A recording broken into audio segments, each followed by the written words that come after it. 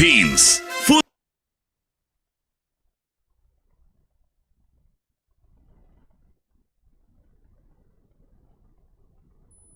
Fully digitalized.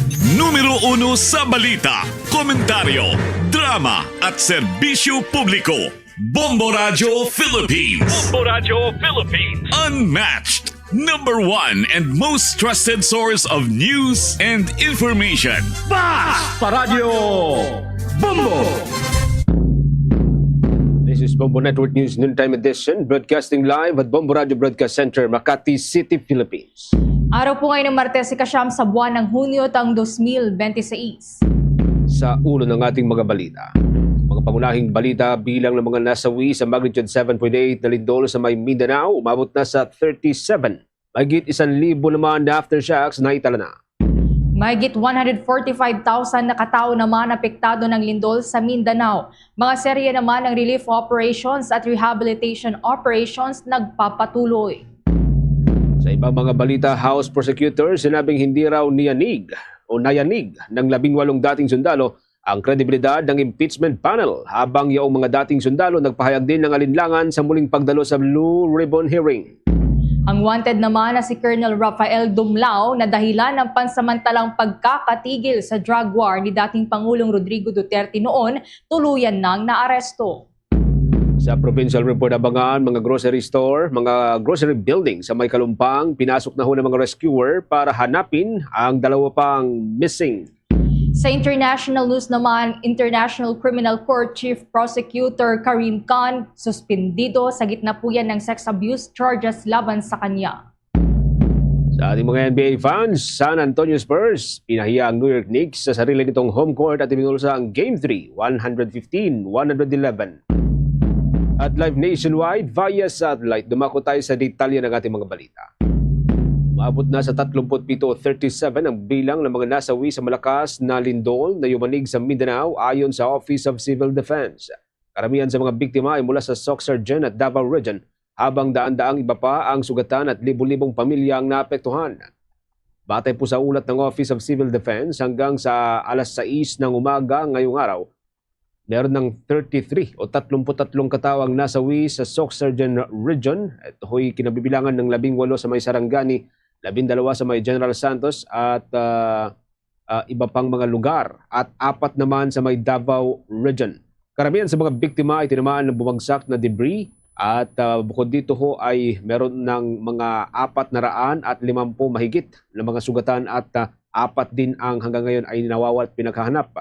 Tinatayang nasa 17,000 mahigit na pamilya, o yan po'y katumbas ng mahigit sa 77,000 individual ang naapektuhan ng naturang lindol, kung saan tinipong nakatutok ang mga search, rescue at retrieval operations sa bahagi po ng General Santos City at Sarangani Province na kinabilangan sa pinakamalubhang tinamaan. Idineklara na rin po ang state of calamity sa may General Santos, habang patuloy ang deployment ng mga responders sa iba pang lugar. Batay sa paunang assessment, 9 na tulay at 19 na kalsada ang nasira, at tinatayang mahigit sa 900 milyong piso ang halaga ng pinsala sa infrastruktura. Umabot sa halos 2,000 bahay naman na nasira, kung saan halos 1,500 ang tuluyang gumuho. Nagkaroon din ng pinsala sa General Santos International Airport dahilan ng pagkansela ng mga commercial na flight. Iniyagan lamang ng Civil Aviation Authority of the Philippines ang paggamit ng paliparan para sa military, government at humanitarian flights. Maraming residente ang natili sa mga bukas na espasyo dahil sa patuloy na aftershock at ang pangamba sa tibay ng kanilang tirahan, mga tahanan. Pinag-aaralan ng pamalaan ang pagtatayo ng temporary shelter at tent cities para huyan sa mga nawalan ng tahanan. Naipadala na rin yung mga generator at supply ng gasolina sa mga ospital at kritikal na pasilidad na naapektuhan ng mga serye ng power interruption. Samantala, nagpahayag naman ng kahandaan na tumulong ang ilang military counterparts ng Pilipinas mula sa ibang mga bansa, kasunod ng tumama pa rin po ng magnitude 7.8 na lindol sa bahagi ng Mindanao, at ayon kay Armed Forces of the Philippines Chief of Staff General Romeo Browner Jr. Anya, ang mga military counterparts mula sa Amerika, sa Japan at sa Indonesia ay tumawag na sa kanya at nag-alok ng tulong matapos ang mapaminsalang epekto ng malakas na lindol. Sa ngayon, ayon kay General Browner, Nagsasagawa na sila ng evaluation sa ilalim ng supervision ng Office of Civil Defense. Samantala, nakaalalay naman ang sandatahang lakas sa mga isinasagawang search, rescue, retrieval at humanitarian operations sa pagkikipagtulungan sa mga lokal na pamahalaan at iba pang mga ahensya ng gobyerno. Ayon sa hukbo, wala namang naitalang sira sa mga military facilities o mga casualty sa mga sundalo matapos ng dumama ang napakalakas na lindol. Nakapagtala na rin po ang Philippine Institute of Volcanology and Seismology o PHIVOLCS ng kabuang 1,100 aftershocks. Kasunod niya ng malakas na magnitude 7.8 na lindol na tumama sa Mindanao. Ito ay base sa datos kaninang alas 8 ng umaga. Nasa mahigit 300 na aftershocks ang nalocate habang nasa 23 ang naramdaman ng mga residente sa mga apektadong lugar. Bumapalo ang lakas ng naitalang aftershocks mula magnitude 1.3 hanggang 6.7. Sa ngayon, umaabot na sa mahigit 77,000 individual ang apektado sa buong Mindanao base yan sa inisyal na datos. Habang nagpapatuloy rin ang mga sinasagawang search, rescue at retrieval operations kasunod ng mapaminsalang epekto ng lindol. Nakumitil na nga ng nasa 37 katao, ikinasugat ng daang-daang individual at meron pang 4 na napaulat na nawawala. Kaugnay pa rin po niyan mga kabombo, update ho tayo sa nagpapatuloy na rehabilitation at relief operations na ginagawa ng ating gobyerno dyan pa rin po sa may bahagi ng Mindanao area. Meron pong mga isinasagawa ngayon na repair works dahil sa bukana ng isang malaking tulay sa may bahagi po ng Davao area ayon po sa Department of Public Works and Highways. Habang nagpapatuloy din po yung relief operations na pinangungunahan naman ng Department of Social Welfare and Development. Paki-update po tayo sa linya ni Bombo Isa Cotoner. Ni Sis Bombo Ever, umabot na nga sa mahigit 145,000 nakataong naitala ng Department of Social Welfare and Development na apektado ng magnitude 7.8 na lindol na tumama sa Mindanao kahapon, ika-8 ng Hunyo. Kaya naman, tinayak ng ahensya ang agarang pagresponde at pagbibigay ng tulong sa mga pamilyang naapektuhan sa Sarangani at iba pang bahagi ng Mindanao. Sa panayam ng Bombo Radio Philippines kay Department of Social Welfare and Development, spokesperson ASEC Irene Dumlao. Sinabi niya na agad na inatasan ang lahat ng field offices sa Mindanao na makipag-ugnayan sa mga lokal na pamahalaan upang masuri ang kalagayan ng mga apektadong residente at matukoy ang kinakailangang ayuda. Sinabi ng kalihim na nakahanda ang mahigit 1.1 milyong family food packs na nakaimbak sa iba't ibang bahagi ng Mindanao kabilang ang mahigit 110 food packs sa Region 12 at karagdagang supply sa Region 11. Batay sa ulat ng ahensya, umabot na sa 32,000 na pamilya o 145,000 na individual ang naapektuhan ng lindol sa 163 na barangay sa Regions 9, 11 at 12. Sa bilang na ito, nasa 1,700 na pamilya ang pansamantalang nananatili sa 54 na evacuation centers habang nagpapatuloy ang assessment sa mga apektadong lugar. Kaugnay niyan, pakinggan natin ang panayam ng Bombo Radio Philippines kay Department of Social Welfare and Development spokesperson Irene Dumlao. Ang Department of Social Welfare and Development ay patuloy na nakikipag-ugnayan sa mga lokal na pamahalaan ng sa gayon. Ang pangangailangan po ng kanila pong mga nasasakupan ay agaran natin na maipahatid. Sa katunayan nga po, mahigit 1.1 million family food packs yung nakapreposition dyan po sa mga warehouses natin sa Mindanao bago pa man tumama itong 7.8 na lindol. Mag-augment ng resources ng mga local government units. Nakapag-distribute na tayo ng family food packs. As of 6 a.m. monitoring, nasa mahigit 163 ang affected barangays na kung saan mahigit 32,000 po na pamilya ang apektado o yan ay may katumbas na mahigit 145,000 na katao. Meron din po tayong 54 na activated evacuation centers na kung saan mahigit 8,700 na mga pamilya ang pansamantalang naninirahan dito. Gayun din po, mahigit 1,800 naman ang pansamantalang naninirahan sa mga tahanan po ng kanilang kaanak o mga kaibigan. Patuloy namang minomonitor ng ahensya ang sitwasyon at nakahanda ring mag-deploy ng mobile command centers, mobile kitchens at iba pang emergency response equipment upang matiyak na agad na makarating ang tulong sa mga apektadong residente. Samantala, sa ibang balita naman, sinimulan na ng Department of Public Works and Highways ang repair works sa Bukana Bridge sa Davao City matapos ang lindol na tumama sa Mindanao. Personal na ininspeksyon ni Department of Public Works and Highways Secretary Vince Dizon ang isinasagawang pagkukumpuni sa tulay. Isang araw yan matapos ang lindol bilang bahagi nga ng pagsisikap ng pamahalaan na matiyak ang kaligtasan ng mga residente at motorista sa lungsod. Ayon kay Dizon, minor damage lamang ang natukoy sa Bukana Bridge, partikular sa approach ng tulay kung saan nasira ang ilang guardrails at may mga bahaging nabitak na semento. Dahil dito, agad na nag-utos ang kagawaran ng repair works upang maiwasan ang anumang panganib at mapanatiling ligtas ang paggamit ng tulay. Kaugnay niyan, pakinggan naman natin ang tinig ni Department of Public Works and Highway Secretary Vince Dizon. Ongoing na yung repair, minor lang. Yung mga semento lang na hindi naman structural, medyo bumigay ng content. Pero kasi syempre, magagaw yung buong tulay. Pero yung structure, yung pinaka-important parts ng bridge, intact, wala man lang may crack. So, matibay yung tulay.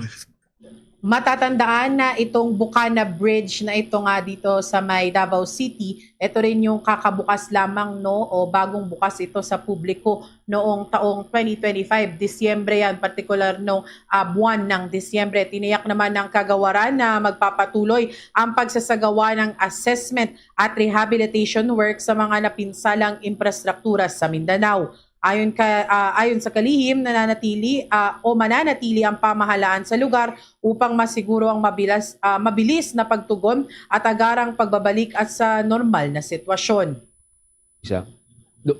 Doon sa mga kababayan natin sa may bahagi ng Mindanao na kinailangang ilikas mula sa kanilang mga tahanan dahil nga gumuho yung kanilang tahanan. Kamusta yung kanilang kalagayan? Meron bang available na mga tent para sa kanila from Social Welfare Development Department?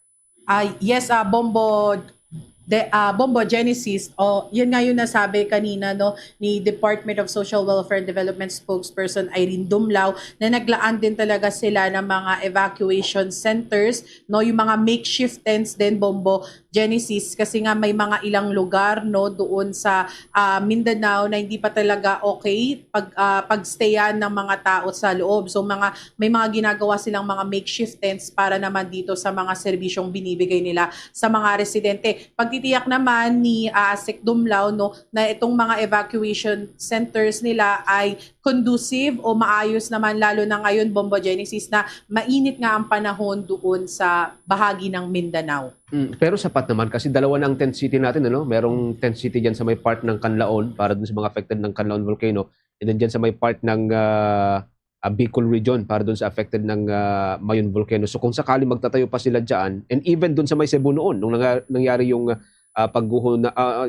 pagyanig muli dun sa may Cebu last year, sapat naman so far kasi pang-apat na to.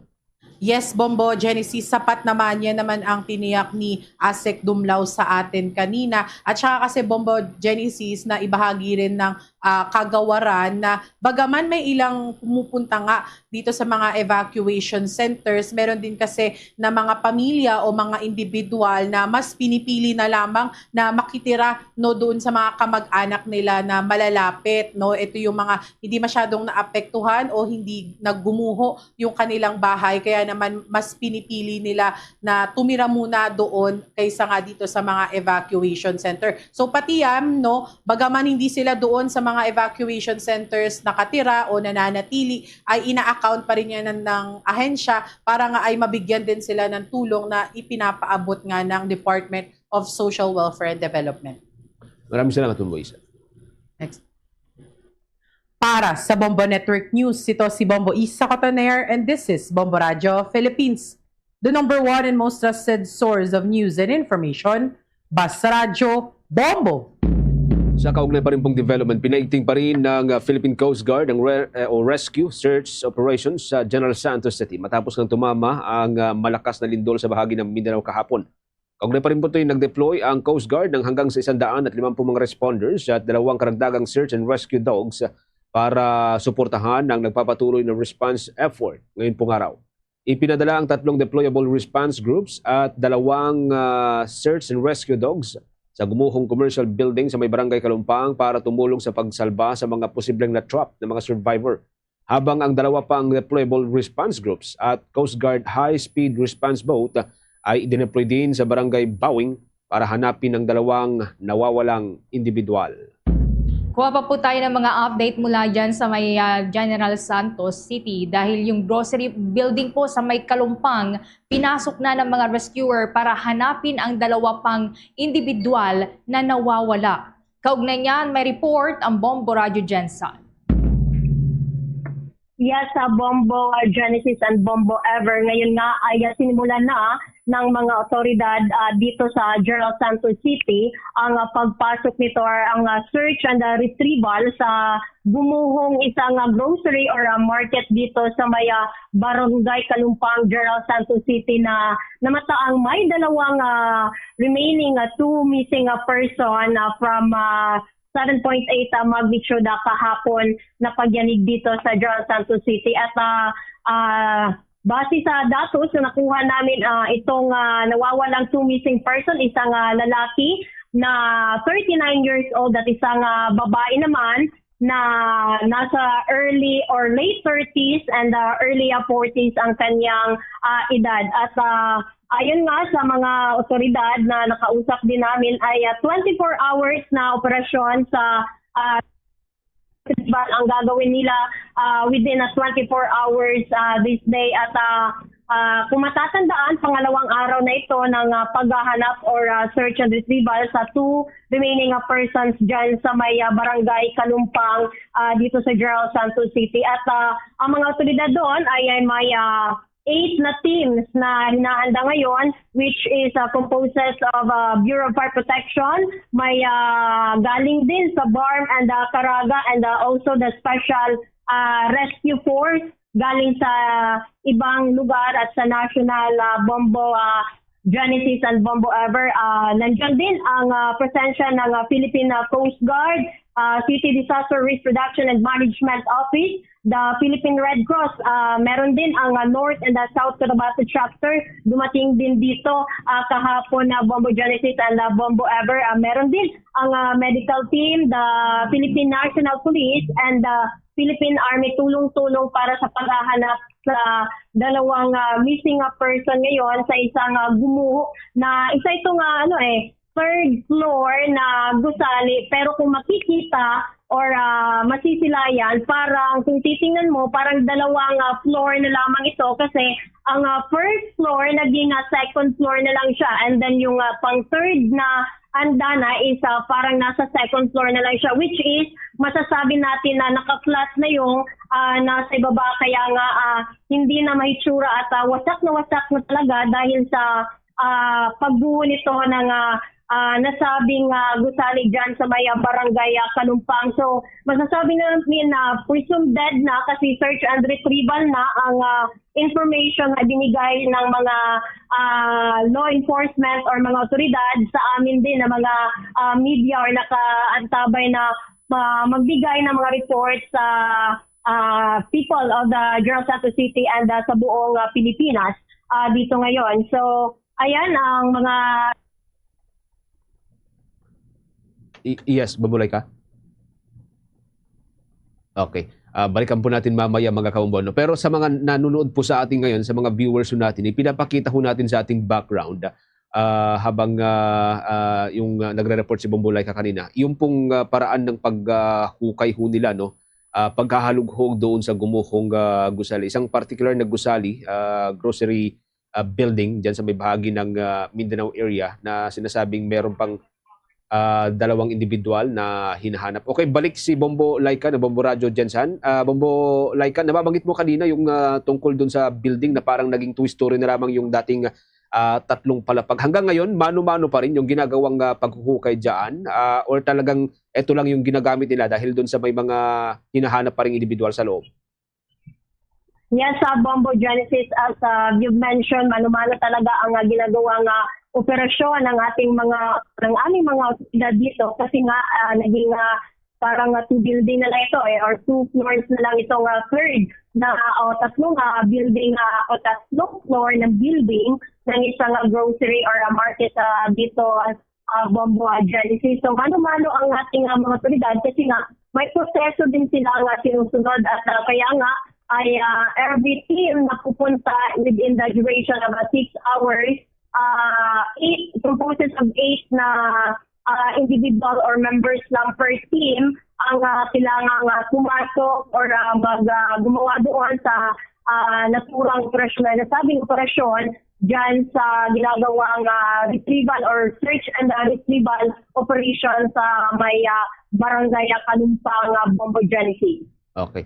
Bombo, ever your follow-up kay Bumulaika? Follow-up lang Bombo Laika, yung dalawang individual na kasalukuyang pinaghahanap ngayon ng mga rescuers, ito ba yung mga empleyado ng naturang grocery building o sila yung mga namimili during that time na nangyari yung malakas na lindol, Bombo Laika?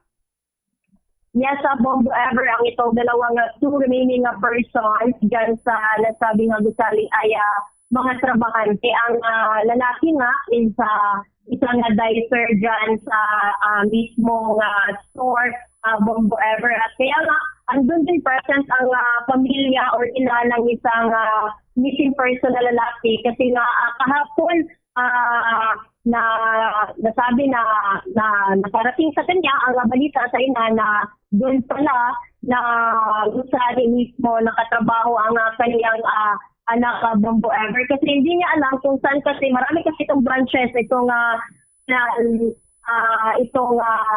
grocery store na ito, marami itong branches dito sa Johnson at kaya hindi siya sigurado kung saan gusali or branch nakatrabaho ang kanyang anak. Kaya nga kagabi lang ng alas 7, doon pala nalaman na doon pala na mismo branch nagtatrabaho ang kanyang anak. Ayon nga sa kanyang ina, hindi na siya para sa kanya considered na talaga na or presumed na talaga na dead or hindi na siya umaasa na buhay pa ang kanyang anak na si Joey Dilubio, Bombo Ever at Bombo Genesee. Alright. Bombo Okay. Gen. Bombo Laika, yung sa dalawa, o maliban dun sa dalawa na yan, sa kabuuan, mga ilan pa yung hinahanap sa kabuuan ng General Santos?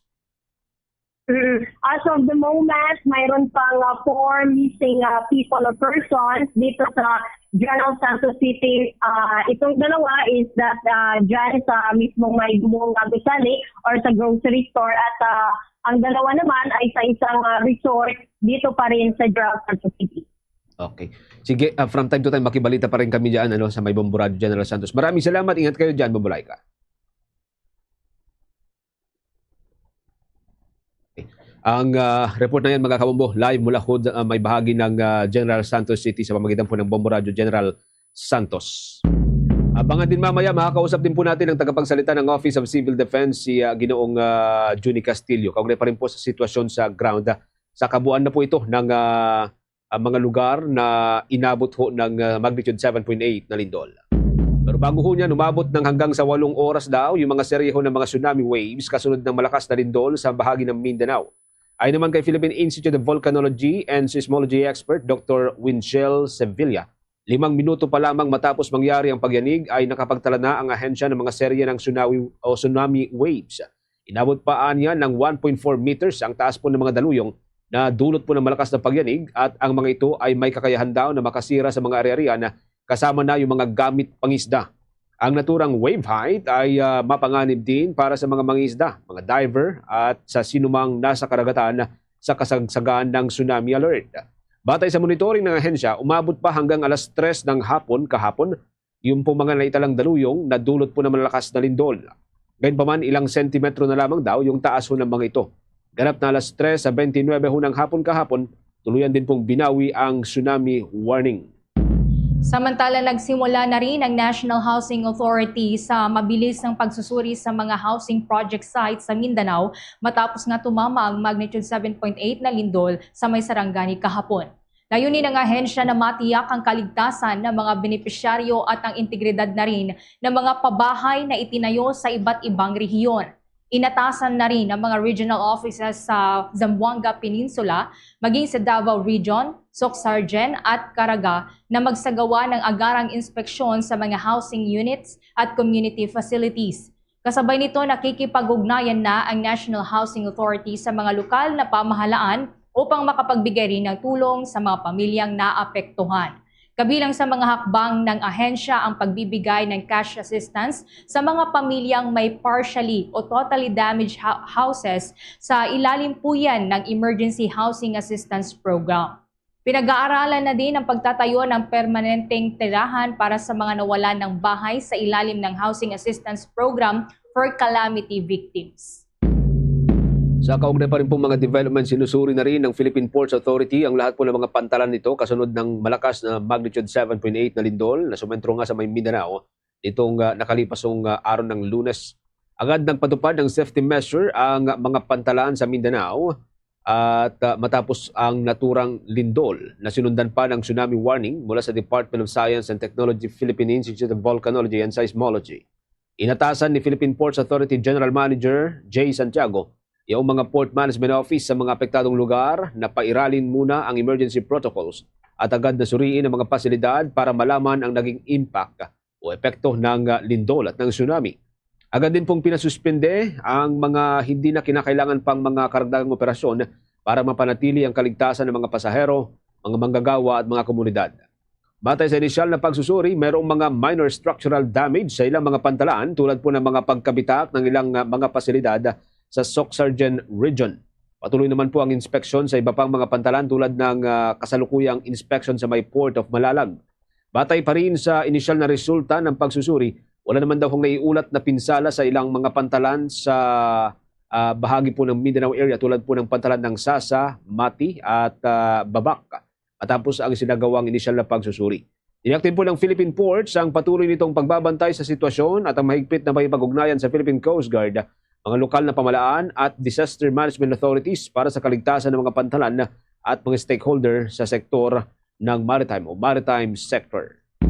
Dako pa po tayo sa ibang mga balita. Ang House Prosecutors sinabing hindi nayanig ng 18 kargador na tinawag nila ang kredibilidad ng impeachment panel. Samantala, tagapagsalita naman ng House Prosecution Panel, hinikayat ang mga paaralan at komunidad na magdaos ng impeachment watch parties. Kaugnay niyan, may report si Bombo Anali Subirano. Niiit ng House Prosecution Panel na hindi naapektuhan ang kredibilidad sa kabila ng mga affidavit ng 18 mga kargador na dating mga bodyguard ng dating mambabatas na si Zaldico laban sa impeachment kay Vice President Sara Duterte. Ayon kay Batangas Representative Jervil Jinky Betrix Luistro, maraming hindi magkakatugma sa mga pahayag ng mga dating mga bodyguard na malinaw na nakita ng publiko. Anya, nananatiling tapat sa integridad at serbisyo publiko ang 11 House Prosecutors.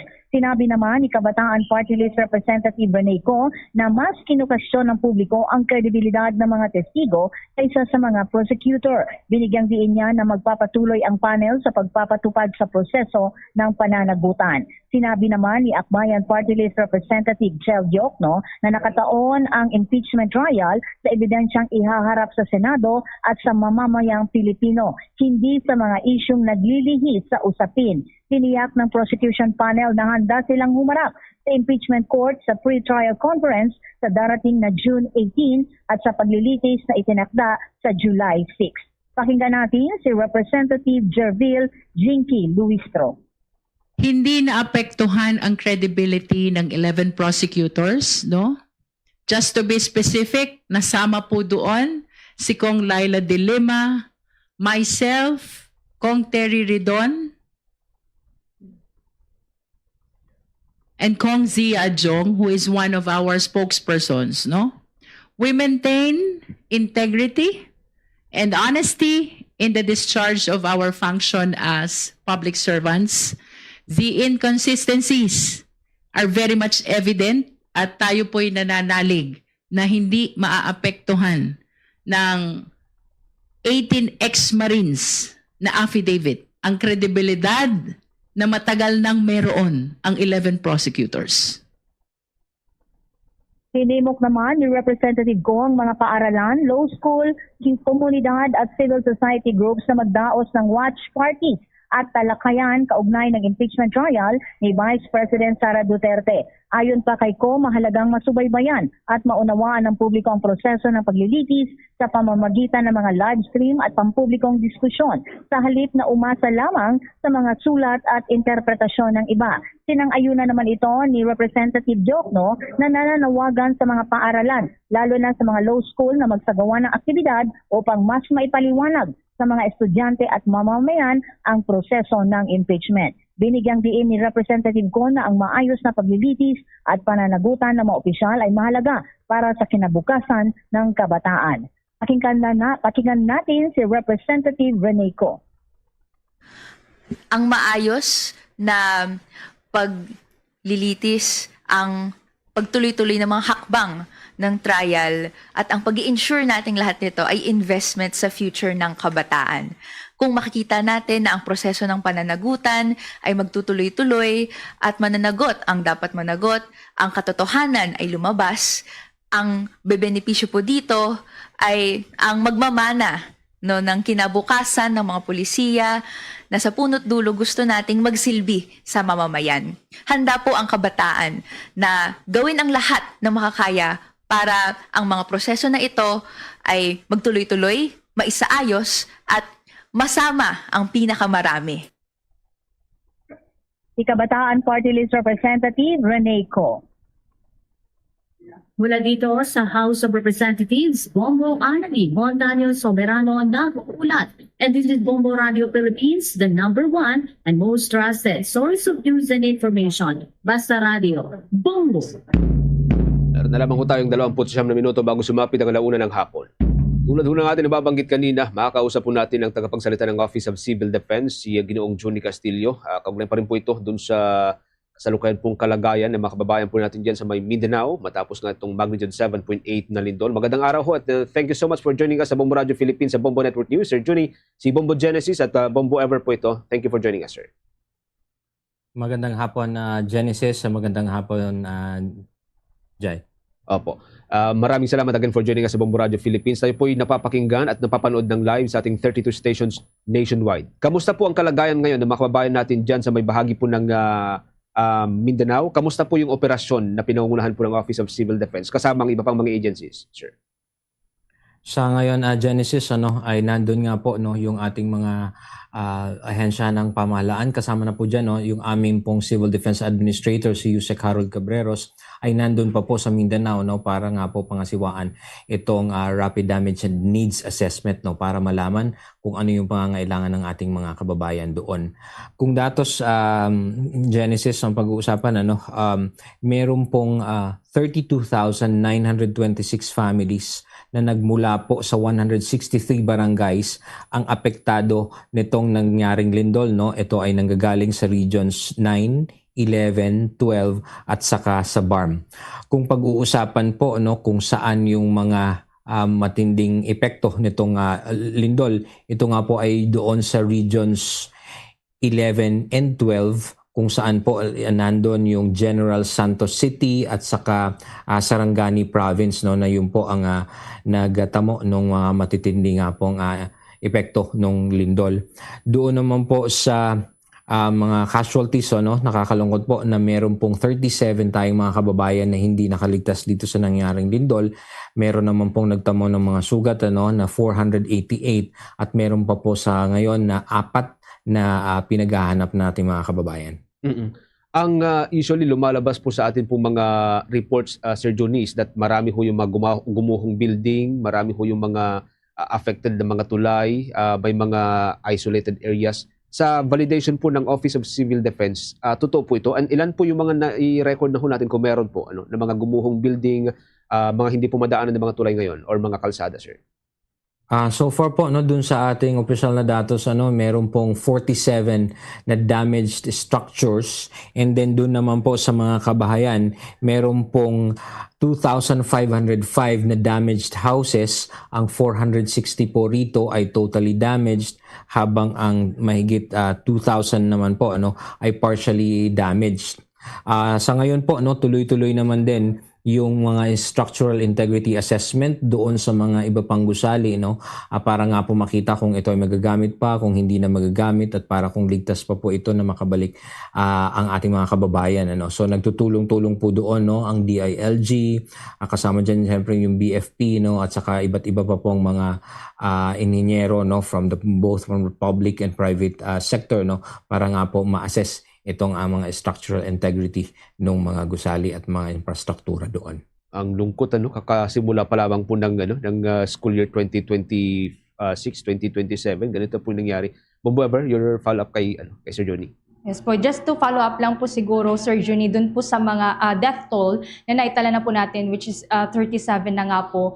May mga naitala po ba doon sa mga schools dahil nga yun nga po, nangyari po itong lindol while nagsisimula pa lang yung pasukan kahapon.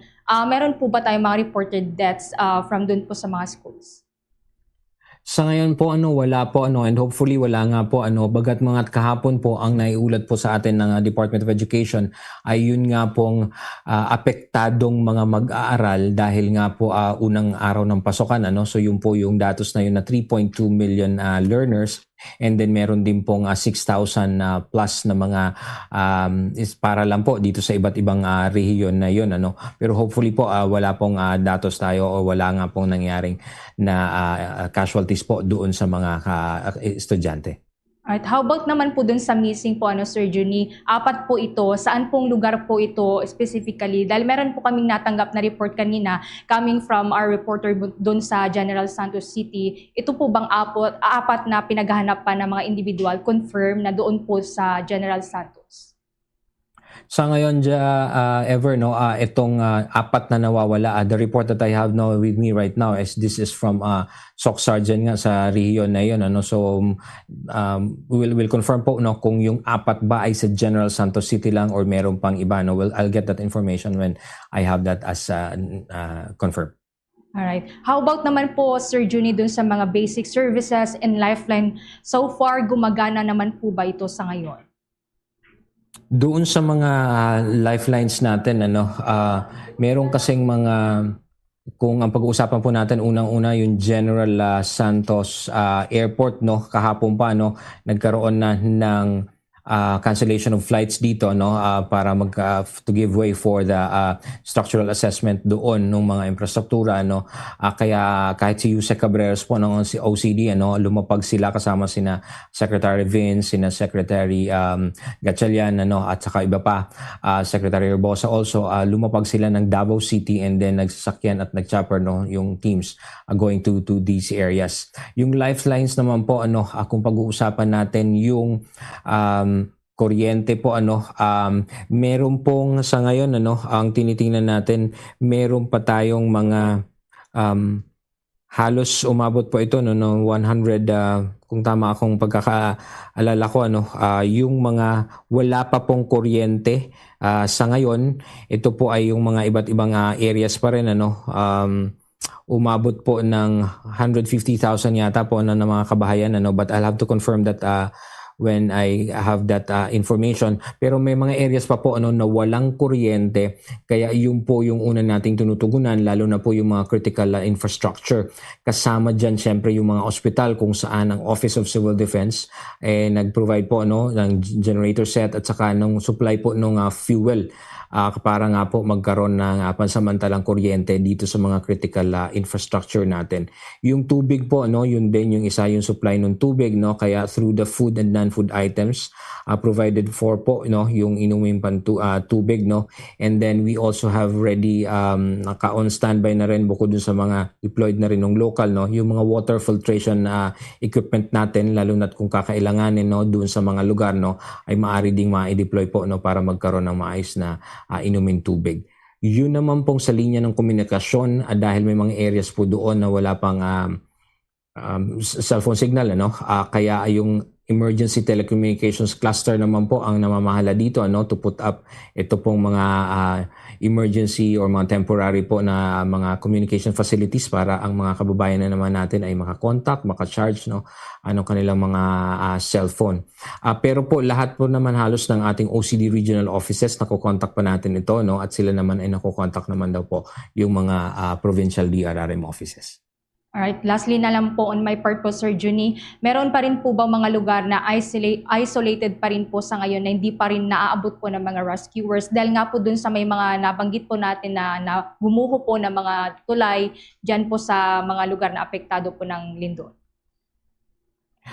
Dito po kasi may nauulat pa nga po na 4 national road sections na sarado and then 4 road sections also na merong limited access dahil nga sa mga damage no. Kaya po yung ating mga tauhan po ay ito rin ang tinitingnan na kung paano maaabot ito. Bagamat wala pa tayo sa ngayon I don't have that data kung meron talagang specific na mga barangays na hindi pa naaabot, pero yung ating naman po mga local responders doon and then yung mga for basic services agency providers po ay nagtutulong-tulong doon ngayon para maipaabot itong mga tulong sa ating mga kababayan. Bombo Genesis. Sir, ihabol ko lamang kasi kadalasan may binabantayan tayong mga secondary effect kapag ganitong mga lindol tulad ng mga sunog, minsan may mga nakawan din na nangyayari sa ibang mga area. Pero so far sa ngayon, anong balita ho natin tungkol sa mga ito, sir? So far po walang ganoong insidente na ipapabot pa sa atin dito sa National DRRM Operations Center. Pero pagdating po dito, meron po tayong mga clusters na naka-assign dito. Unang-una po kung law and order, ang activated po na cluster ngayon ay ito nga pong law and order cluster na pinamumunuan po ng Philippine National Police. And then may mga kasama pong ibang ahensya. Sa ngayon po, itong SRR kasama dyan yung Bureau of Fire Protection, pero ito po ay pinamumunuan ng SRR cluster ng Armed Forces of the Philippines. Kasama pa po yung iba pang mga uniformed personnel. So nandiyan naman po nakatutok itong mga ahensya natin para tugunan kung sakaling man po may mangyaring mga ganito. May timetable pala tayo, sir, para doon sa posibleng pagkakabalik ho ng yung normal situation, lalo at pasukan na ho ngayon? Sa ngayon, kung timeline pag-uusapan natin dahil iba-iba nga pong sektor, hindi pa natin masabi kung gaano katagal ito, pero kasama ito sa pag-uusapan kung gaano katagal na may ibabalik sa normal na operasyon. Pero syempre, understandably, itong mga critical facilities ng mga gumuhong gusali ay medyo matatagalan po talaga yung rehabilitation nitong mga gusali na ito, long term. Pero yung sa ating po unahin, siyempre yung ating mga kababayan, yung mga pagtugon sa kanilang pangangailangan sa araw-araw. Ganon din yung pamumuhay, livelihood, kasi nga baka may marami pa pong mga hindi pa makakabalik sa kanilang trabaho. So yun po yung pinagtutuunan natin pansin. And then eventually po, siyempre yung kung paano permanente or yung temporary man po, but na mga tirahan ng ating mga kababayan na apektado nito. Okay. Sir Juni, again, thank you so much for joining us. Maraming salamat. Ingat po kayo, sir. Maraming salamat po. Ang tagapagsalita ng Office of Civil Defense si Sir Juni Castillo, mga kabombo. Kaugnay po sa sitwasyon sa ground doon po sa may bahagi ng Mindanao area. Isunod natin kaagad ang report mula kay Bombo Grand Hilario. Ito pong 18 mga dating mga bodyguards handa raw humarap sa pagdinig ng Blue Ribbon Committee, pero meron pong ipinahayag na kanilang pag-aalinlangan doon ho sa komite na pinangunahan ni Senator Erwin Tulfo. May update po dyan si Bombo Grand Hilario. Bombo. Balik ko tayo mamaya sa linya po ni Bombo Grand, mga kabombo. Samantala sa iba pang mga development ho tayo. Bahagyang bumaba po ang bilang ng mga Pilipinong walang trabaho sa 2.41 million noong Abril ng taong kasalukuyan, mula yan sa 2.58 million unemployed noong Marso ng kasalukuyang taon. Ayon na rin yan sa datos mula sa Philippine Statistics Authority. Ito ay taliwas naman sa takot na magkakaroon ng malawakang tanggalan ng mga manggagawa dahil sa krisis ng enerhiya at patuloy na pagtaas ng presyo ng langis sa nasabing period.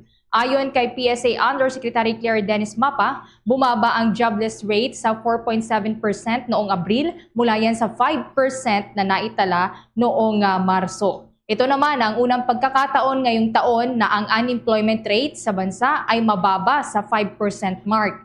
Ipinaliwanag naman ng PSA Chief Ang pagtaas ng year-on-year unemployment rate ay dahil sa pagtaas na rin ng bilang ng mga walang trabaho sa mga edad 25 hanggang 34 anyos at 15 hanggang sa 24 na taong gulang na karamihan ay mga kalalakihan.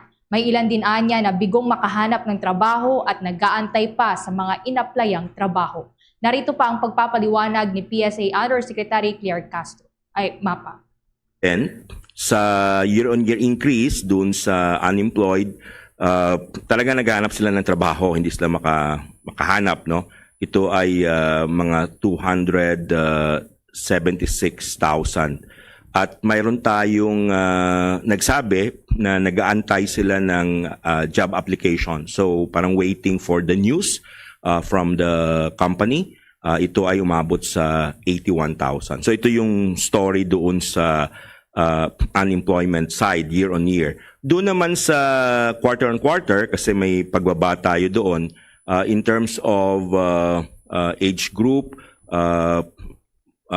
maganda kasi nakita natin yung ating 15 to 24, medyo marami sa kanila ang nasama doon sa employment.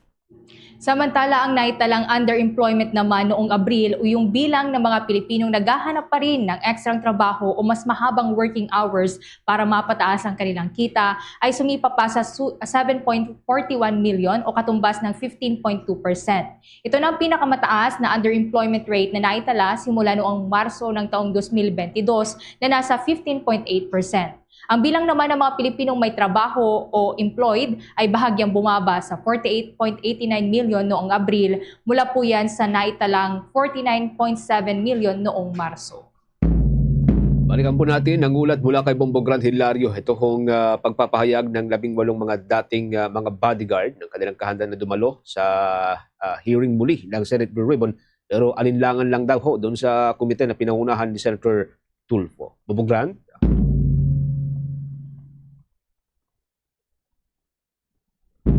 Abangan din humamaya ang report mula ho kay Bombo Jello Aganan, magkakaumbo, mula po dyan sa may mataas na kapulungan dyan po sa may Senado. Samantala, umabot ho sa 30 katao ang nasawi sa pagbagsak ng isang gusali sa May Angeles City, Pampanga. Ayon naman po sa mga otoridad, patuloy pa rin ang search and rescue operation sa lugar dahil may posibilidad na may mga tao pang natrap sa ilalim po ng guho. Ang insidente ay nagdulot nga ng matinding pagkabahala sa mga residente at nagkitaan po ng pangangailangan na mas maigpit na pagsusuri sa kaligtasan ng mga itinatayong gusali. Batay sa ulat ng Office of Civil Defense, wala namang malakas na lindol sa Angeles City na mangyayang trahedya. Patuloy namang nagbibigay ng tulong ang lokal na pamahalaan at iba pang mga ahensya sa mga biktima. Ang trahedya ay nagdagdag sa kabuang bilang ho ng mga nasawi at sugatan sa kalamidad na patuloy na tinututukan ng pamahalaan para ho sa mabilis na intervention. Samantala, dako po tayo dyan sa may Senado. Ang mataas na kapulungan ng Kongreso, time out muna sa mga kontrobersiyang kinakaharap. Ang lindol sa Mindanao, mas kailangan daw na pagtuunan ng atensyon ayon sa mga senador. Kaugnay niyan, may report pa si Bombo Angelo Aganan. Bombo Genesis, Bombo Ever, pare-parehong nagpahayag ang mga senador na itigil muna ang hidwaan sa pagitan ng dalawang grupo at alitan sa liderato ng Senado at mas pagtuunan ng pansin ng pinsala ng mga biktima ng lindol sa Mindanao. Time out muna sa bangayan at tagawan ng pwesto sa mataas na kapulungan. Yan ang panawagan ni Senator Panfilo Ping Lacson upang ipagdasal aniya ang mga biktima ng 7.8 magnitude na lindol sa Mindanao. Dagdag pa ng senador, mas importante na nakatuon ang atensyon nilang mga mambabatas sa trahedyang naganap sa Katimugan. Matatandaan din na maagang tinapos kahapon ang isinagawang Blue Ribbon Committee Consultative Meeting sa pamumuno ni Senator Erwin Tulfo bilang pagrespeto sa mga biktima ng lindol. Ayon kay Tulfo, mas importante na makapagpadala ang pamahalaan ng agarang tulong sa mga Pilipinong apektado ng trahedya. Kaugnay niyang pakinggan natin ang mga naging pahayag kahapon ni Senator Erwin Tulfo. We sympathize with the victims of the earthquake in Mindanao. Kaya po, dalawang bagay, tatapusin na po muna natin. We suspend this meeting bilang paggalang po sa mga biktima po ng matinding lindol ngayon dyan po sa Mindanao. At nakausap ko po ang ating acting Senate President na anytime po ay pupunta po ang mga miyembro ng majority bloc para marinig at makita po ang pangangailangan ng mga biktima po ng lindol. Si Senator Alan Peter Cayetano naman, bagamat may pasaring pa rin sa mga kapwa senador sa kabilang panig, pansamantala din nanawagan sa mga kapwa opisyal ng gobyerno na magkaisa at isang tabian niya ang pagkakaiba sa politika upang makapagbigay ng maayos na tulong sa mga biktima ng lindol. Ayon kay Cayetano, nakikipag-ugnayan na umano ang miyembro ng kanyang grupo upang makahanap ng paraan kung paano makakapagpadala ng tulong sa mga residente na apektado ng trahedya. Dahil sa trahedya, muli naman binuhay ng senador ang panawagan sa pagpasa ng Emergency Response Department o ERD Act, isang panukalang naglalayong magtatag ng centralized at mas aktibong ahensya na tututok sa paghahanda, agarang pagriresponde at magsasagawa ng rehabilitasyon sa epekto ng mga ganitong klaseng trahedya. Ito, pakinggan naman natin ang bahagi ng pahayag ni Senator Alan Peter. First and foremost, I join everyone in asking that we pray for Mindanao. And of course, we have to put faith into action, meaning there's no help that is too small or too big.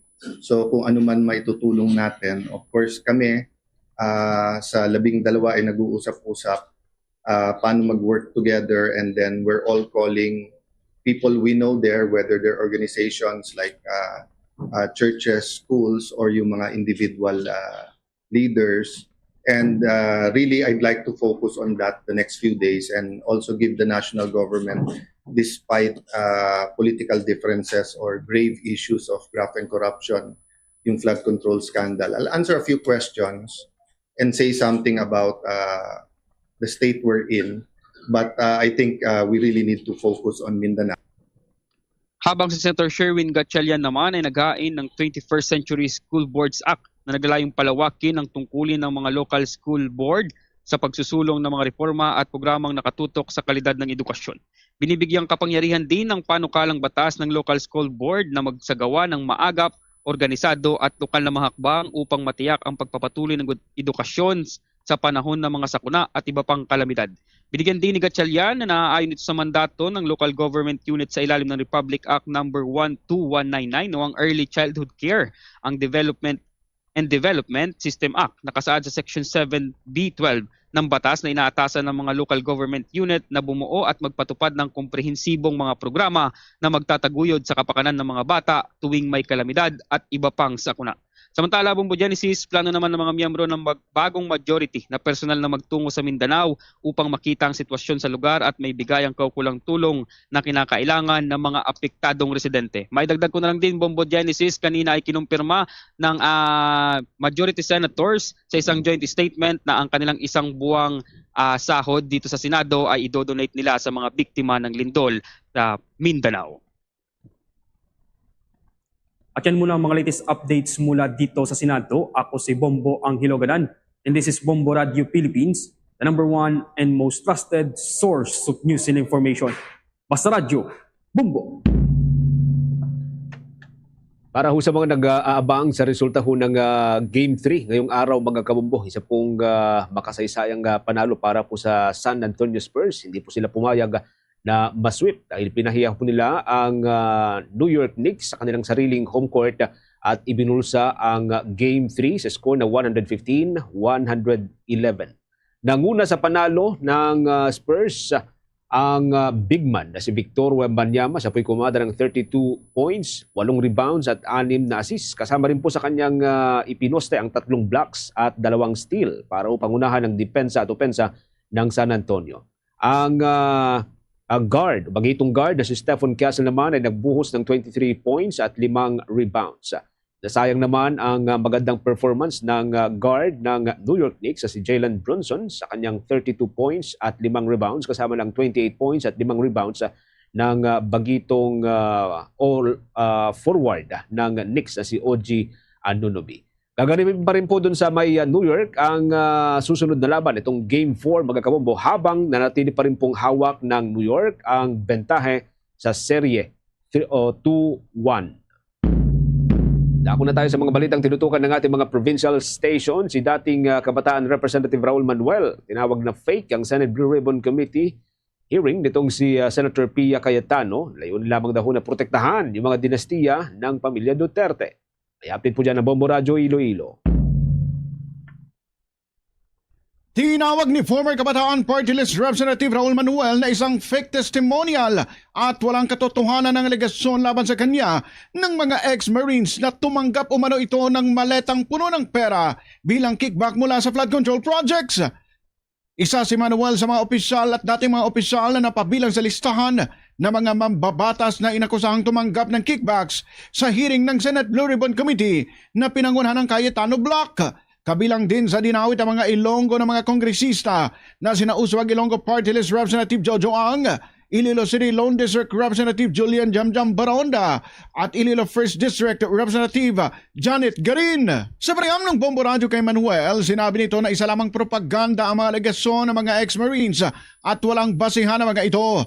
Ayon sa dating mambabatas, nais lang ng ex-Marines na i-divert sa kanilang atensyon ng publiko at hindi sa impeachment trial laban kay Vice President Sara Duterte. Anya ang ginagawa ng Cayetano Block ay isang hakbang upang maprotektahan ang reputasyon ng dinastiya ng mga Duterte. Samantala, nilinaw naman ni Manuel na hindi maleta kundi paper bags ang kanyang naiuwi mula sa Kongreso. Sa pabirong post ni Manuel, sinabi nito na laman ng paper bags ang mga tirang pagkain mula sa South Lounge pagkatapos ng kanilang sesyon sa plenaryo kasama sina Representative Franz Castro at former Representative Arlene Brosas na idinawit din ng ex-Marines. Consistent strategy and looked in ang mga senador align sa pagdepensa sa Duterte dynasty. For example, ang fake na Blue Ribbon Committee ni Senator Pia Cayetano, ni Rodante Marcoleta, si former Kabataan Party List Representative Raul Manuel.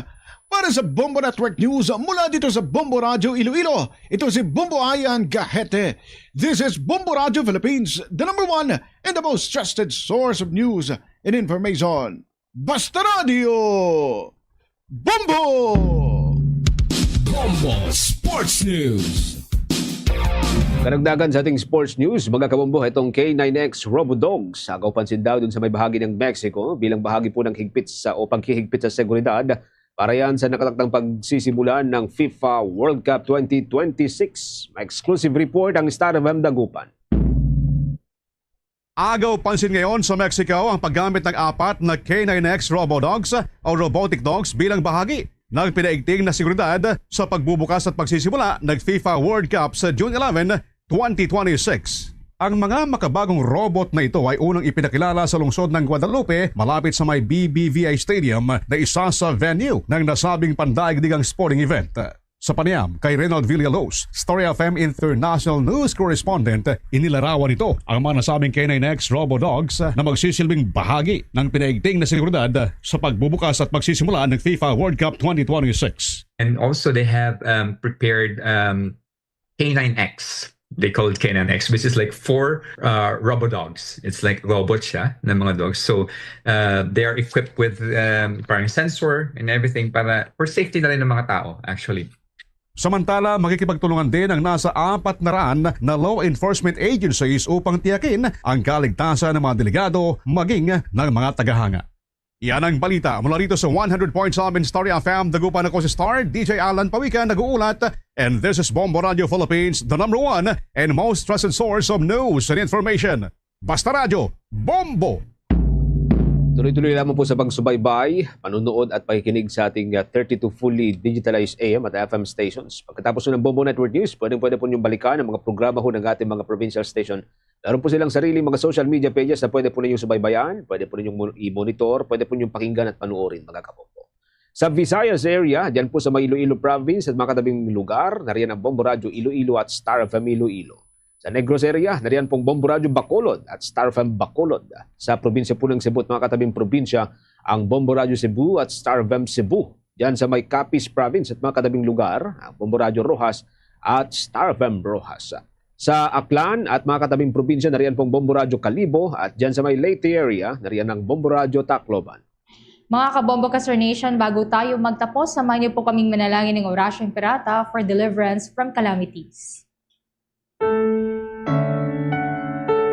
Almighty Father, we raise our hearts to you in gratitude for the wonders of creation of which we are part, for your providence in sustaining us in our needs, and for your wisdom that guides the course of the universe.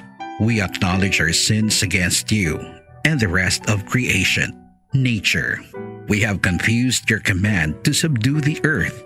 The environment is made to suffer our wrongdoing, and now we reap the harvest of our abuse and indifference. Global warming is upon us. Typhoons, floods, volcanic eruption, and other natural calamities occur in increasing number and intensity.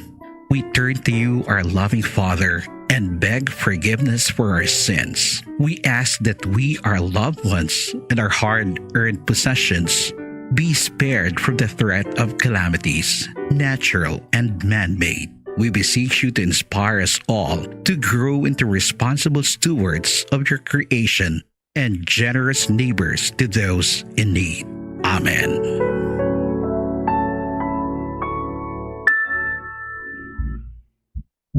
Luzon, Visayas at Mindanao at maging sa buong mundo. Yan na po ang kalipunan ng ating balitaan para sa pangtanghaling edisyon ng Bombo Network News, ang back-to-back winner sa Catholic Mass Media Awards bilang Best News Program.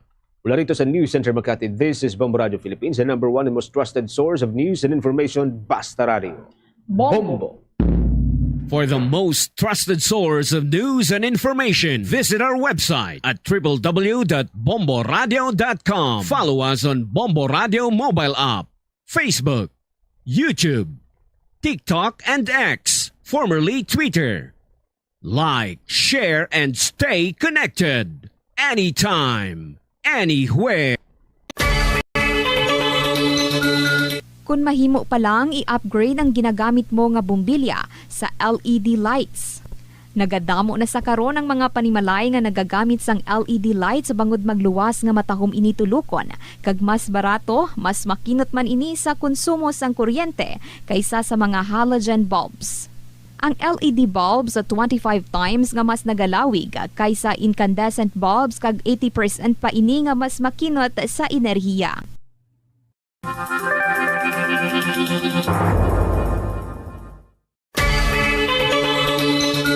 Kung nagabiyahe, dalang salakyan, planuhi ang ruta, kag tingbo ng mga malipot nga ruta, kag isahon na lang, agod makakinot sa gatong.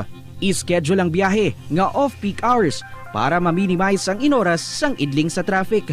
I-practice ang carpooling kung mahimo pa lang para mabuhinan ang numero sa mga salakyan sa dalanon. Ang kasubo kag depresyon ang hindi pareho nga balatyagon. Ang depresyon ang hindi gulpiyada lang nga nagakatabo sa isa ka tawo. Masami man nga ginakabig sa mga tawo nga depressed ini bangod sa kasubo nga nagakabatyagan.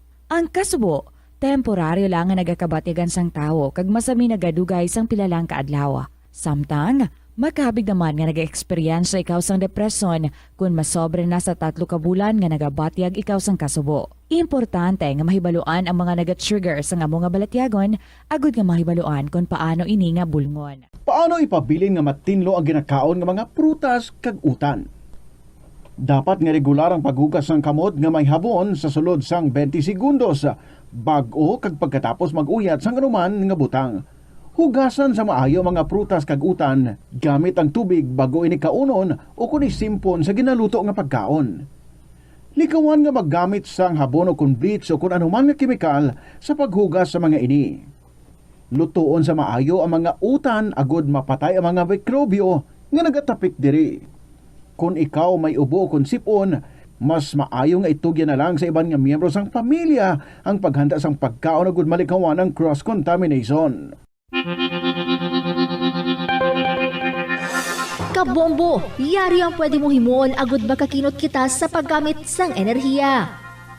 Nagagamit ka man bala sang water dispenser sa imo balay o kun opisina? Ini nga kagamitan ang isa sa mga appliances nga mahakog magkonsumo sang kuryente. Ang paggamit sang dispenser nga may capacity nga 630 watts ang mahimo makadugang sang tubtub sa 600 pesos sa imo electric bill. Gani para makakinot sang kuryente, ipasiguro gid nga ma-unplug ang water dispenser sa imo balay o kung sa opisina kung wala na ini ginagamit. Yari ang mga simpleng nga paagi agod makakinot sang tubig. Tinguba ang mga lalabahan kag tinguba man ang pagpanglaba. Ang pagpanglaba sang isa ka bes sa isa ka semana ang nagakinot sang naglabot sa 50 litro sang tubig. Kung nagagamit sang washing machine, iset ini sa mas manubo nga wash cycle. Makakinot ka na sa tubig, makakinot ka pa sa enerhiya.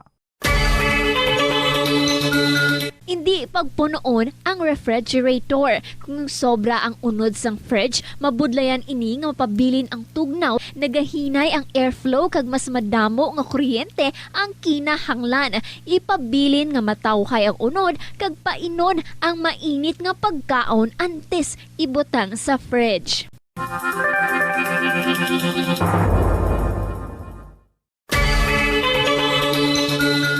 Kung nagaluto ka sa kusina, ipasiguro nga husto ang kadakuon o sukat sang Oras sa Bombo Radio Iloilo, Philippine Standard Time. 5 minutos na nakaligad sa takna sininga launa. Welcome sa pagpangalagad sa Bombo Hanay sa Utudri sa UFM Bombo Radio Iloilo. Ang flagship station sa the number one most trusted source of news and information, ang Bombo Radio Philippines. Adlaw kita karon sa sang Martes sa Hunyo 2, tuiga 2026. Ini mo lang ganimang Korman Bombo Chama Blanco Hoover sa mga nagapauna karon nga mga balita sa aton sini nga pangalagad ika-13 senador nga magasaylo sa Gatchalian na Black sino ayhan. Matunog din karon ang pangalan ni Senator Joel Villanueva. Apisar sini Banwa nga wala karon iya sang kasiguraduhan kung siya man, pero mayara na kuno sang mga impormasyon, just like katulad ng lamang sining ginapayag sini Banwa nga pagpadulong sang nasambitan sining senador kaupod sini ang iyang amay sa Malacanang. Sa iban pa nga mga talupang doon karon nga mga balita ining anay police, former police mga biyan nga ini siya ang ginatumod nga nagpatay sa isa iya ka Korean national, Korean businessman. Aresto sa aton sini kapulisan. Sa iban pa nga mga talupang doon karon nga mga balita kag impormasyon riman sa aton sini nga pagpangalagad. Hindi galing kay isa ka hearing to sa Blue Ribbon Committee ang natabo kagapon sini nga adlaw. Kunti daw kasubong isa siniya ka consultative meeting sandig pa dire sa pila ka mga senador. Sa aton sinikiron niya nga mga kasimanwa, historyanta na duga nga kag latest sila diri karon nga pag-checkar man naton sa mga nagaklinabo dito ya sa area sa Mindanao. Pagpagigangot naton sa aton sining mga sister stations ang may kantanan sa sining nagaluntad sining linog. Kung sa din 32 na diri ang ginapayag nga na-record nga mga nagkalamatay. Muni madalagwar mga balita, issues sa informasyon na may insento kron sa aton sining pagpangalagad sa gihapon diri sa palatuntunan na Bombo Hanay sa Udo. Sa mga nagapaunang mga balita lokal, ang Office of the Civil Defense naka-standby sa posible sining augmentation para sa mga biktima sang linog sa area sang Mindanao. 7 minutos na nakaligad sa takna sining launa diriman sa palatuntunan na Bombo Hanay sa Uto sa DYFM Bombo Radio Iloilo. Sa aton sinikiron niya nga mga kabombo naglabot sa 32 ang mga yara sa report karon nga na-record nga mga nagkalamatay matapos sining magnitude 7.8 nga linog nga nag-igo karon sa Maasim Sarangani kahapon sa nga aga. Nagtuga ini sa nga lapnagon nga kalitan, nagkalaguba siniya nga mga infrastruktura sandig sa Office of the Civil Defense. Sa datos karon sa nga OCD Tatlo ang mga nagkalamatay sa Davao Occidental, napulo sa General Santos City, Tupi South, Cotabato, 17. Kag kumpirmado nga may mga nagkalamatay naman sa landslide ginaglunta dito iya sa may Sarangani. Kadaman sa mga biktima ang nahulugan sa mga debris sa infrastruktura nga nagkalaguba. Sa 17 ka biktima sa pagluntad man iya sa landslide. Halin sa 13, no? Lagikan sa Glan, 4 sa Malapatan, Sandigdri, sa PDRRMO head nga si Mr. Rene Ponsalan dito niya sa area karon sa Sarangani province. Na-record man ang 234 ka mga pilason kag mayara sa 12 nga missing. Apisar ngayon paig sa OCD nga padayon pa ang verifikasyon sa nasabitan sini karon nga report. Masobra naman napulo kalibo ka pamilya sa Sarangani kag Sultan na Kudarat kag iban pa maapektado sining lugar ang evacuate sa Sandigdri sa Fivox.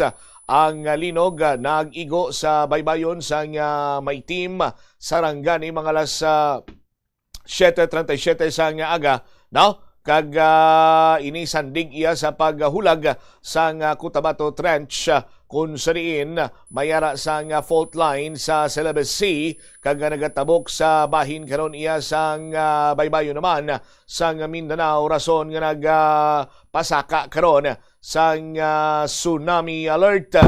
Ginmando man ni PNP Chief, no? PNP Chief General Jose Melencio Nartates Jr., no, nga mayara sa heightened alert sa tanan sining mga police units sa Mindanao subong paman sa pagbulig sa sining pagresponde sa mga operasyon, no, sa aton sinikaron niya nga mga kabombo kag pagbantay sa mga kritikal nga infrastruktura.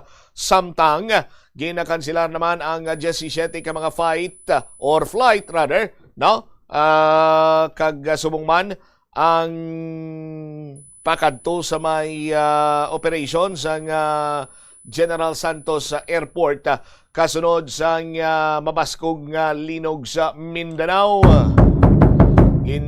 Suspinde man sa Korte Suprema ang operasyon sa mga korte sa lugar kung saan apektado sa linog.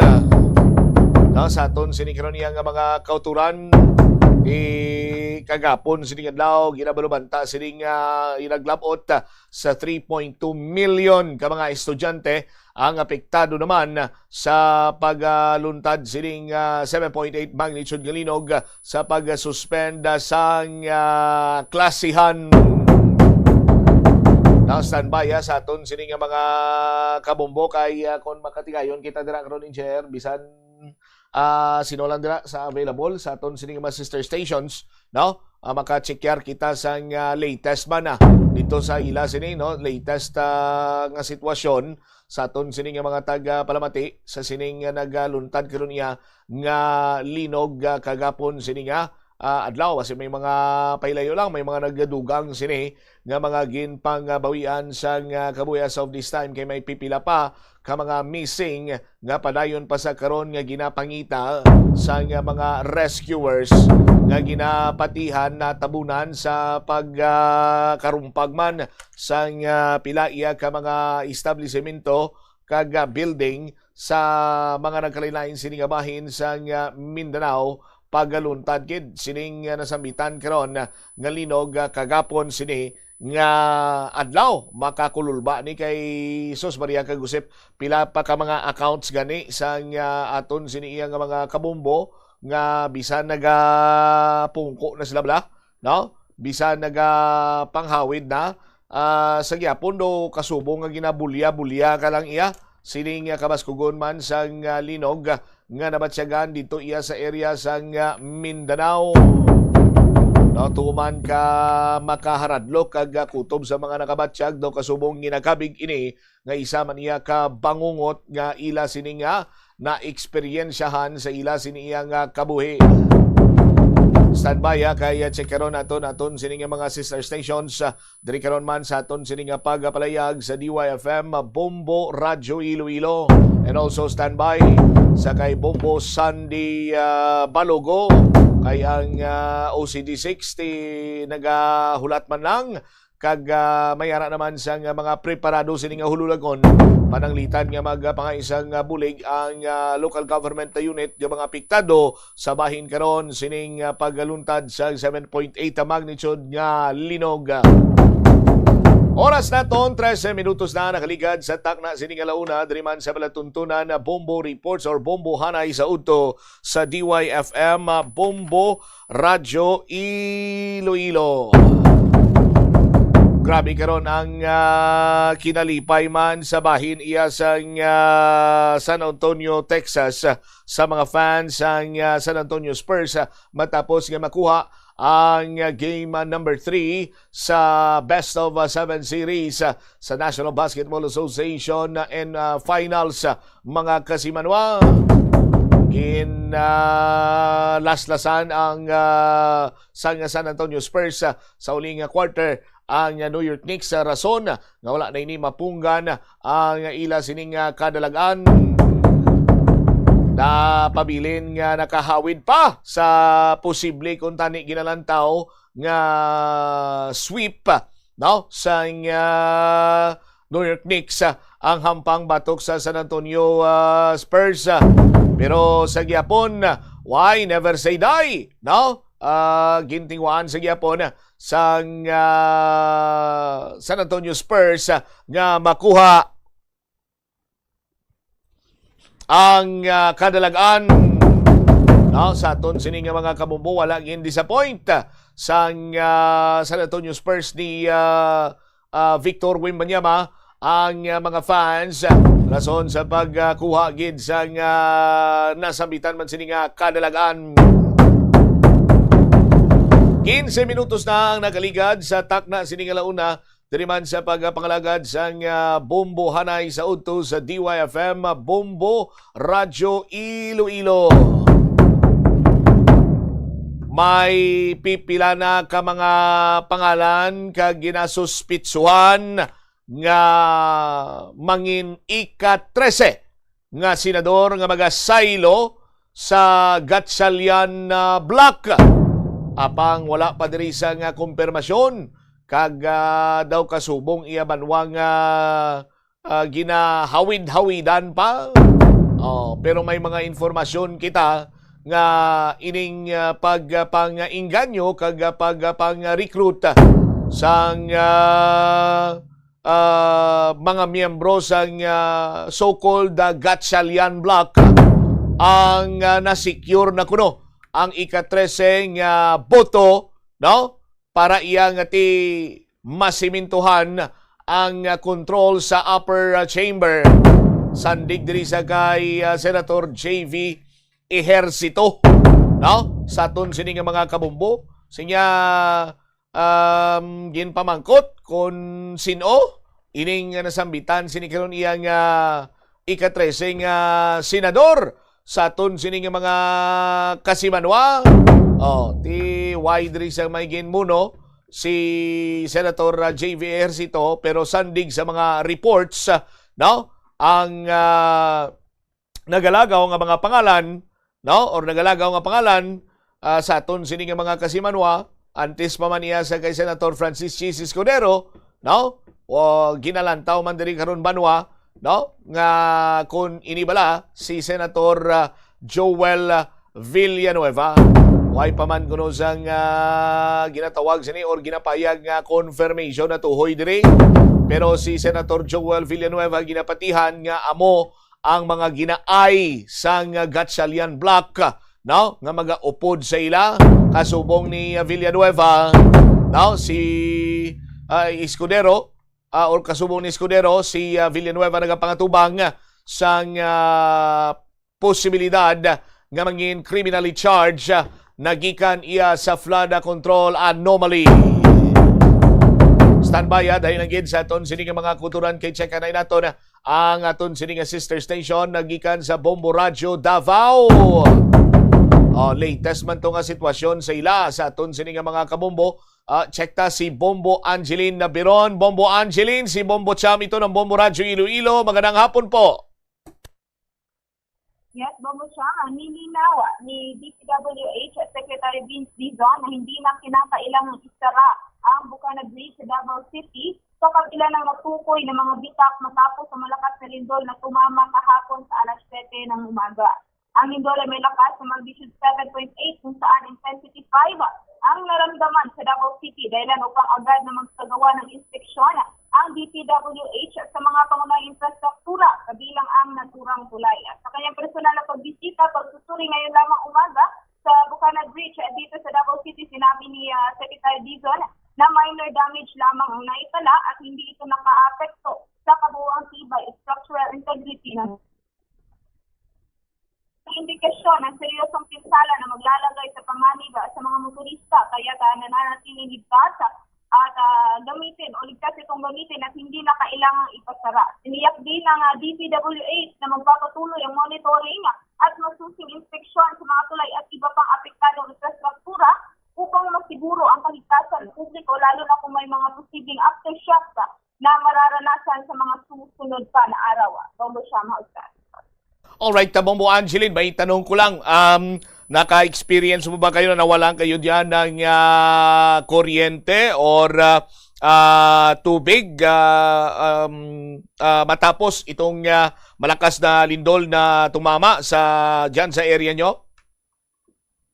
Bombo siya, kahapon sa mismong after ng paglindol dito sa Davao City ay may ilang parte ng syudad o ng lungsod City na naka-experience o naka-experience ng malawakang pagkawala ng kuryente. Ngunit, dali-dali naman itong ginawa ng paraan ng ating mga lokal na agency, Bombo Cham. At ngayon, balik na ulit sa operasyon ang lahat ng mga connection dito sa ating lungsod.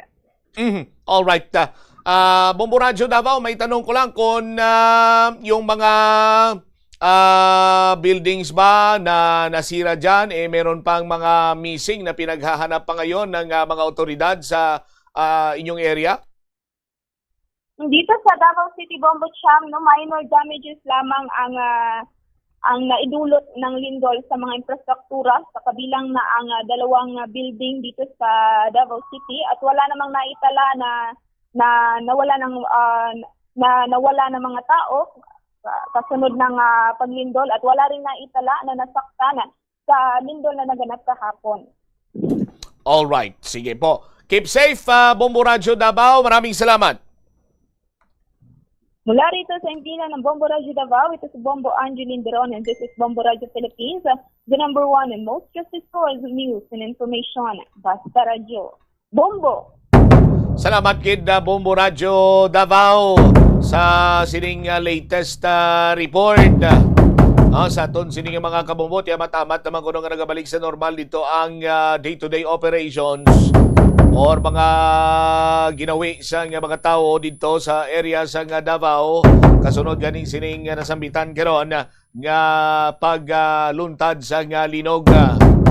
Pagbalik na to na banwa dugang pagin sa mga balita kag impormasyon na ang Office of the Civil Defense Region 6 ang preparado naman sa paghatag man sa ayuda pananglitan nga kinahanglan sang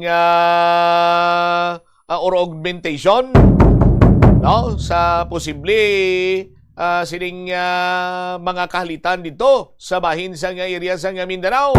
Balikan tayo ni matapos ang bilang importante nga mga panumdum oras. 22 minutos na nakaligad sa takna nga alauna. Plazuela de Iloilo, Billboard of Activities for June 7 to 13, 2026.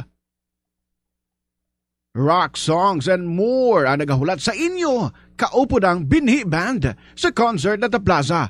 Blasting of alas 6 sa gabi sa Hunyo 13, Sabado. Sa tion sa musical show, napulo ka mga matahom nga Plazuela de Iloilo mags kag madamo pa nga iban ang igaparafol sa masuki sang Plazuela de Iloilo. Sa Hunyo 14, Domingo, ginaagdang tanan nga mangin kabahin sa Eucharistic celebration nga pagahiwaton sa El Puente or the Bridge sa mga adlaw alas 11 sang aga. Sa tion sang Holy Mass, pangayo naton sa Ginoo nga hatagan niya kita sang kabakod nga malampuwasan ang internal kag external problems sa aton nga pungsod. Plus wala di Iloilo, we remain to be one with you in the common hope for a better community and a progressive country in 2026. Panugyan na rin sa eksperto kung kwarta ang paghambalan. Apesar limitado ang imo abilidad nga mag-invest, ang gamay nga contribution sa investment accounts ang makabulig sa imo nga magamit ang earned money nga maka-generate sang dugang nga income. Ikonsiderar ang pagbukas ng retirement account o kung iban nga investment account. The Farmers Bazaar, your traditional public market with the touch of Plazuela Dos, ang isa ka lugar nga gintukod sa tion kag sa kasagsagan sa COVID-19 pandemic nga may tinutuyo nga maghatag sa imo sang safe marketing experience. Subong nga ang COVID-19 hindi na gid man dako nga pamahog kag nagapakadto na kita sa next normal. Rest assured nga ang Farmers Bazaar will further evolve agud yung magpadayon sa paghatag sa inyo sing satisfying marketing experience. The Farmers Bazaar.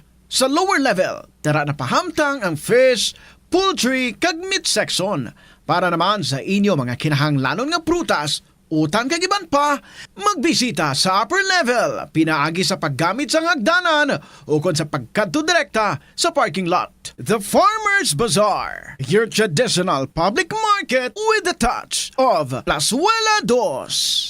Tanan kita mayara sang mabulig agud pakibatuan ang climate change. Magamit sang bag nga pwede magamit sang liwat-liwat agud mabuhinan ang plastic bag nga ginahaboy. Bangod dinhi nagatugas ang greenhouse gases. Ikaduha, hindi masumi magamit sang computer. Kung 4 ka oras lamang sa isa ka adlaw ang imo nga paggamit sang computer, makabuhing ka na sang carbon dioxide emission nga 83%. Ikatatlo, kung malapit man lang imo nga kaladuan, mas maayo nga maglakat o kung magsakay na lang sa bike. Magluwas sa makakinot ka na, mabuhinan pang polusyon nga nagatugas ang climate change. Yari ang isa ka praktikal nga pamaagi agud makakinot sa paggamit sang tubig. Pag-usar liwat sang tubig. Kolektahon ng tubig nga gingamit sa pagpanglaba o kung ang tubig nga nagatulo gikan sa aircon. Pwede mo ina magamit sa pagpanglimpyo sa salog, pagflash o kung pagbunyag sang tanom. Ang tubig nga abi mo wala na pulos, pwede pa yagali nga makabulig sa imong palibot.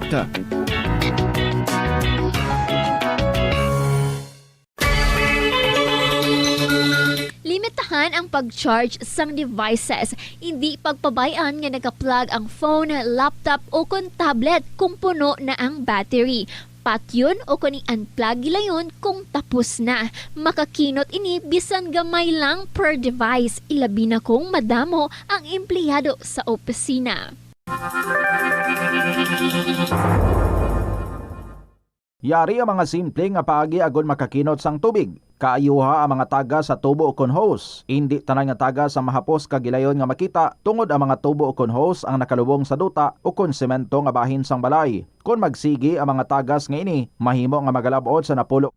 Oras sa Bomboradio Iloilo, Philippines Standard Time, 26 minutos na nakaligad sa takna sining alauna. Balik diri sa pagpangalagad sang bomboanay sa udto sa DYFM Bomboradio Iloilo. Standby sa aton sining mga kabombo kay check naton ining dugang nga mga impormasyon may kantanan sa sining nagluntad nga bypass operation sang City Drug Enforcement Unit. Kung sa din dakop diri ang isa papang nakapalagyo sila diri ang duao may linok panay pagani nga nagaluntad. Kag ining nakuha sini sa mga subject inapayag nga masobra 1 ka milyon ka pesos ka balor sa illegal nga druga. Sa linya naton si Police Captain Roque Jimeno III. Captain Jimeno sir, si Bombo Cham, live ikaw sa Bomboanay sa Udto. Mayong hapon. Mayong hapon, Sir Cham. Kag sa aton nga mga tagbalamati sa ang Bombo Radio, sir. Alright, Captain Jimeno sir, luyag naton mahibaluan ano pagirang iban sini nga mga detalye may kantanan sa gingkasa sini ninyo nga bypass operation kagabi mga alas pasado na niya alas 11 sang gabi kag may mga linok panay nga nagluntad, Captain Jimeno sir. Yes sir, positive sir no kay ti sa apan sang pagsinsing sang ato nga target sa aton po surveyor kag civilian informant daw nasa siyang presence nga police o automatic pinagabot ni sa pusil kag ginatempt niya ni tiruhon ng aton nga civilian informant but it so happen nga na manage siya sa ginlikaw sang aton nga po surveyor kag ato so nagagaway na pusil that's why ang mga tropa tanga iba na nag-back up na kag ang ilaman nga mga upod nga nagpalupok man so that's why nga gin-try man naton lagas but nakapalagyo ni sila kay puro ni sila na may mga motor kag isa ka salakyan. So armado gali ning subject sa bypass operation ninyo kagabi Captain Jimeno? Yes sir, armed dangerous sila sir based sa aton nga civilian informant ay almost 3 months naman nga lagas-lagas sa iya but so happen nga mga marot-marot kini sila kag kung nagpag-transaction sa illegal drugs sa Pililingog. Sa sino ini mga subject naton na sir kag sinong natigayon talaga maaresto? Sir, aton nga main target amo ini do kabilog aton nga main target si Chad kag si Aka Makmak ay sila ginipermi ang partner magagandak sila sa baligyan ay druga diri sa syudad so but based sa aton civilian informant na damo ni sila mga anom ni sila kabilog which is kagabi nakibot kita nga kadamo gali sang ila salakyan so nagamit sila 4 ka motorsiklo kag isa ka salakyan may mga backup ni sila so ang nakuhaan pangalan isa pa si Nico upod Manila at ang tatlo ginatry ta pa makuhaan sang complete name or address man lang para ma-identify naton sila. Ang arrested sir si alias Chad amo ni siya. Yes sir, isang arrested naton sir kay nakamanage ni paglinog panay palagyo ang duwa pag ang kaupod niya. So si Chad lang ang nabilin kay siya gini ang nag-confront sa aton surveyor. All right, nakalabot pa diri sila sa syudad sa Iloilo sir, apisar nga ti sa pagkaybalo sandig sa impormasyon nga nabaton sa Bombo Radio no hindi man ni taga syudad sa Iloilo do ka probinsya ni saya. Actually sir, may balay man na di sila sir kay may mga kaya-kaya man nga pamilya sila nga anom ang ginapangita ta sa buong bata so happen nga may balay pag ini sa province so ang ilang style is lumpat-lumpat lang para hindi sila mabisto sir kaya daw mga medyo kabalo ni sila plano man sa ang ila diskarte. Bali ang ila sinisir nga classification is high value target ni sila ni naga-supply or sila lang ining naga-deliver naga-pamaligya Captain Jimeno? Based sa aton sir nga information regarding sa mga ginatag sa aton sang informant nga sila ni through sa ila ka-transaction gakuha ni sila sa may terminal kay pagabati naton parcel ini and then kuhaon nila pag kuha na parcel amo ni pang tunga-tungaon na nila then amo na pag-distribution nila so gatingob gini ni sila pag maglakat so that's why nga amo kahapon oro gini sila ya armado so amo to nga na encounter naton sila but so happen maayo man gani nga wala man may naigo sa bahin sa aton nga mga operatives. Okay, mga pilat sir ang na-recover naton nga illegal drugs sa subject person.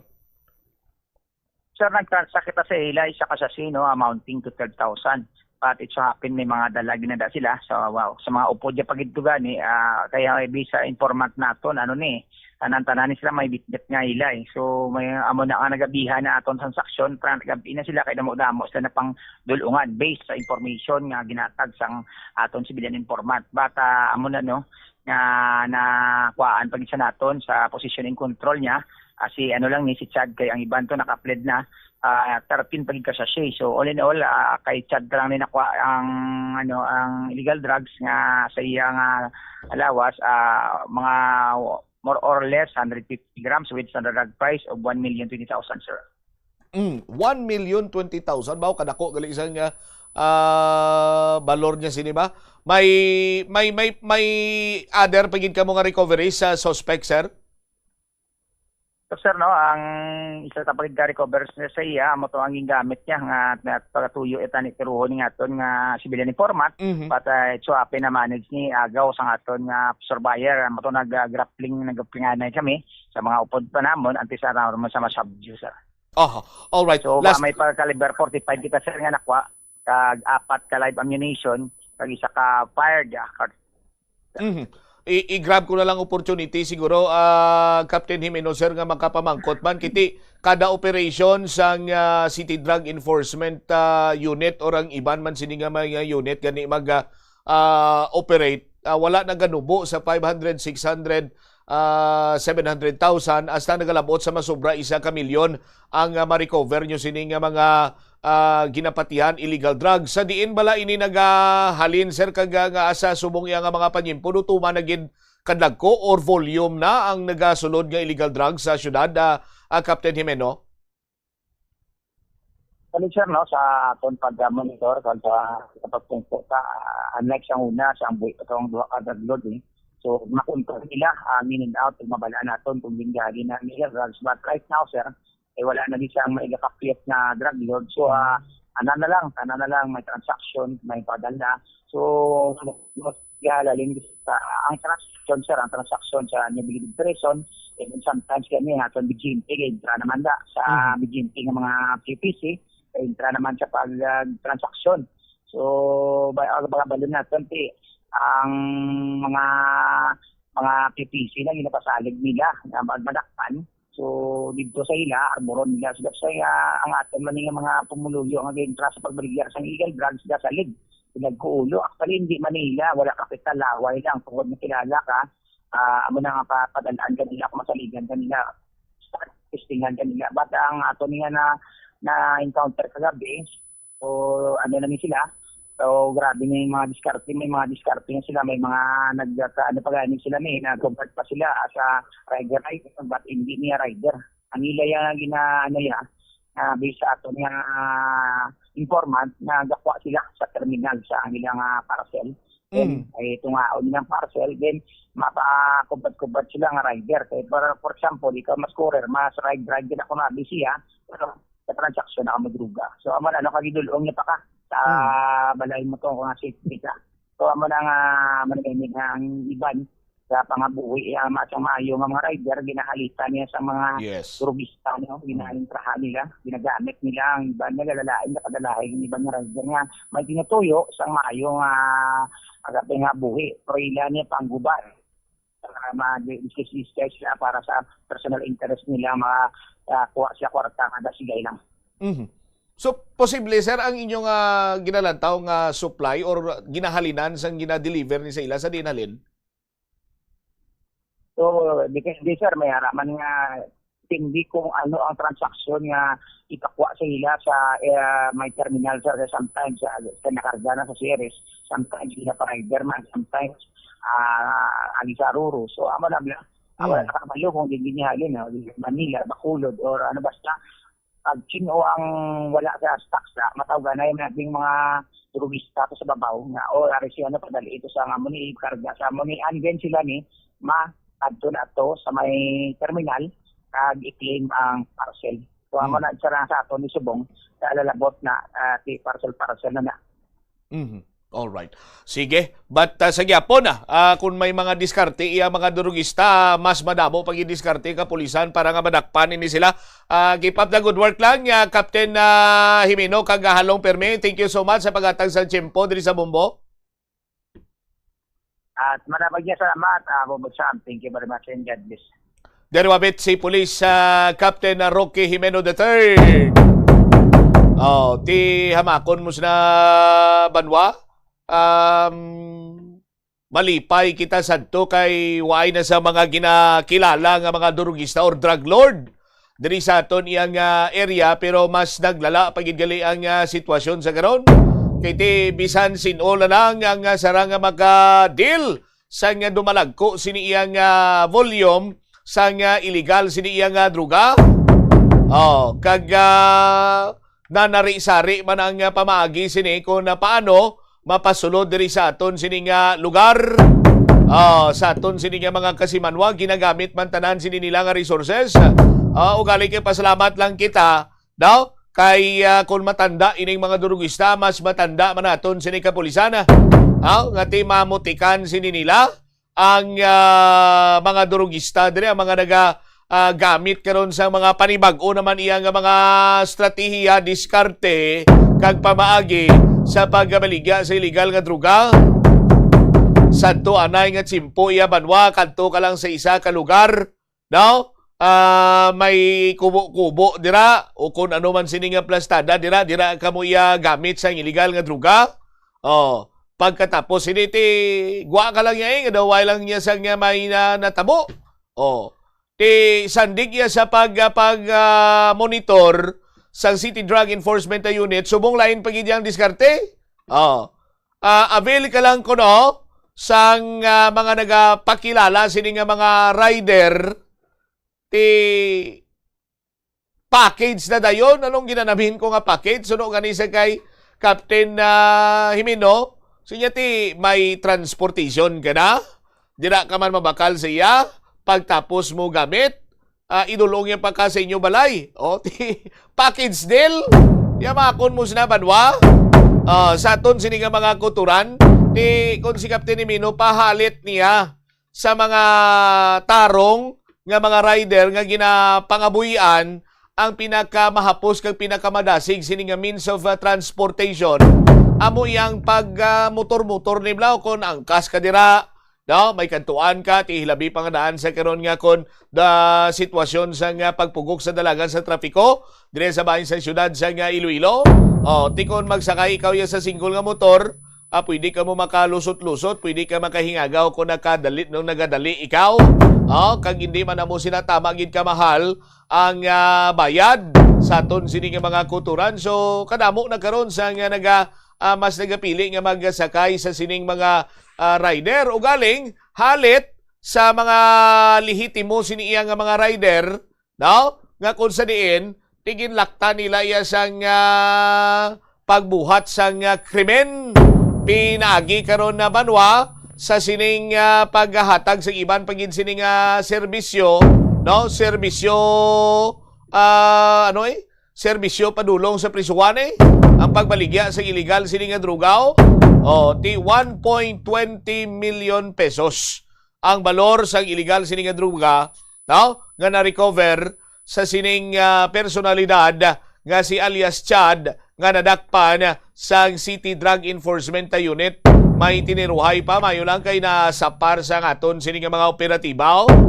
Although nakapalagyo ang duwa sini ka mga subject ka person, pero sa aton sini nga mga kasimanwa ginalauman or ginadudahan pagani nga may posibilidad nga may igo, no? May igo banwa ining isa sa mga subject person sa sining bypass operation nga ginapatigayon sa distrito iya sang Lapos sa may barangay Rizal, Laposor. Makabig ini sila nga mga high value individual. Oras sa Bomboradyo Iloilo, Philippine Standard Time, 41 minutos na ang nakaligad sa takna sining launa. Standby man sa kay Bombo Sandy Balogo. Check nato niya sining follow-up report. May kantanan sa sining kahandaan sang Office of the Civil Defense, no? Sa paghatag man sang assistance dito karon iya sa area sang Mindanao, no? Sa mga biktima sang linog sa Mindanao. Sa aton sinikaron niya nga mga kabombo. 41 minutos na nakaligad sa takna sining launa diriman sa pagpangalagad sang bombohanay sa udto sa DYFM Bombo Radyo Iloilo. Kaga ining wanted nga anay pulis na aresto na karon, no? Sang aton siniya kapulisan ginatudlo bala iya nga nagkidnap kag nagpatay, no? Sa Korean businessman nga si G. Ikadjo sa tong tuig 2016. Sumugod sang inisya ang nadula bangod man sa pagpanago, no? Sa aton sining mga kabombo di why na makita, nowhere to be found na ining si anay pulis dumlaw, no? Sa aton sining mga kabombo. Anyway, balikan ta na sili madugay, check tanay balita ni Bombo Sandy Balogo. Bombo Sandy sa report, please go ahead. Nagapabilin nga naka-standby ang Office of Civil Defense o OCD Region 6 para sa posibleng augmentation support sa mga lugar nga maapektuhan sa linog sa Mindanao. Suno kay OCD6 Regional Director Raul Fernandez, padayon ang koordinasyon sa ahensya sa Department of Social Welfare and Development, mga local government units, kag iban pa nga mga ahensya para sa response operation. Ginapayag sa opisyal nga handa ang Western Visayas, kag iban pa nga regional offices sa dugang dugang nga suporta para kung kinahanglanon ang apektado nga mga lugar sa Mindanao. Nakakoordinar man ang OCD sa National Disaster Risk Reduction and Management Council, DFP, kag volunteer groups para sa posible augmentation support kag iban pa nga mga bulig. Pamatian naton si OCD6 Regional Director Raul Fernandez.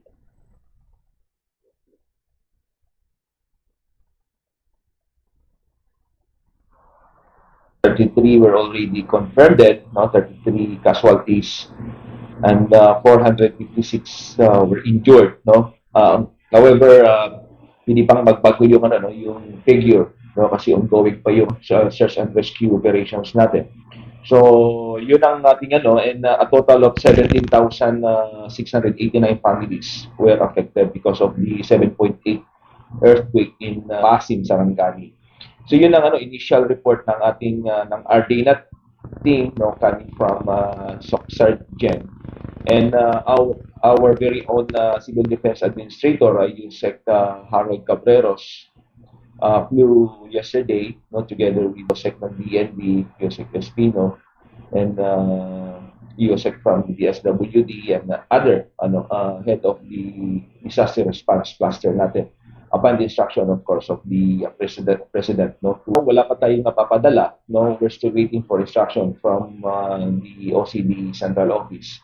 Kasi hindi man tayo basta-basta kapag everything is being managed by the incident management team on the ground, which is headed by the regional director ng OCD Region 12, Maxok Sergeant.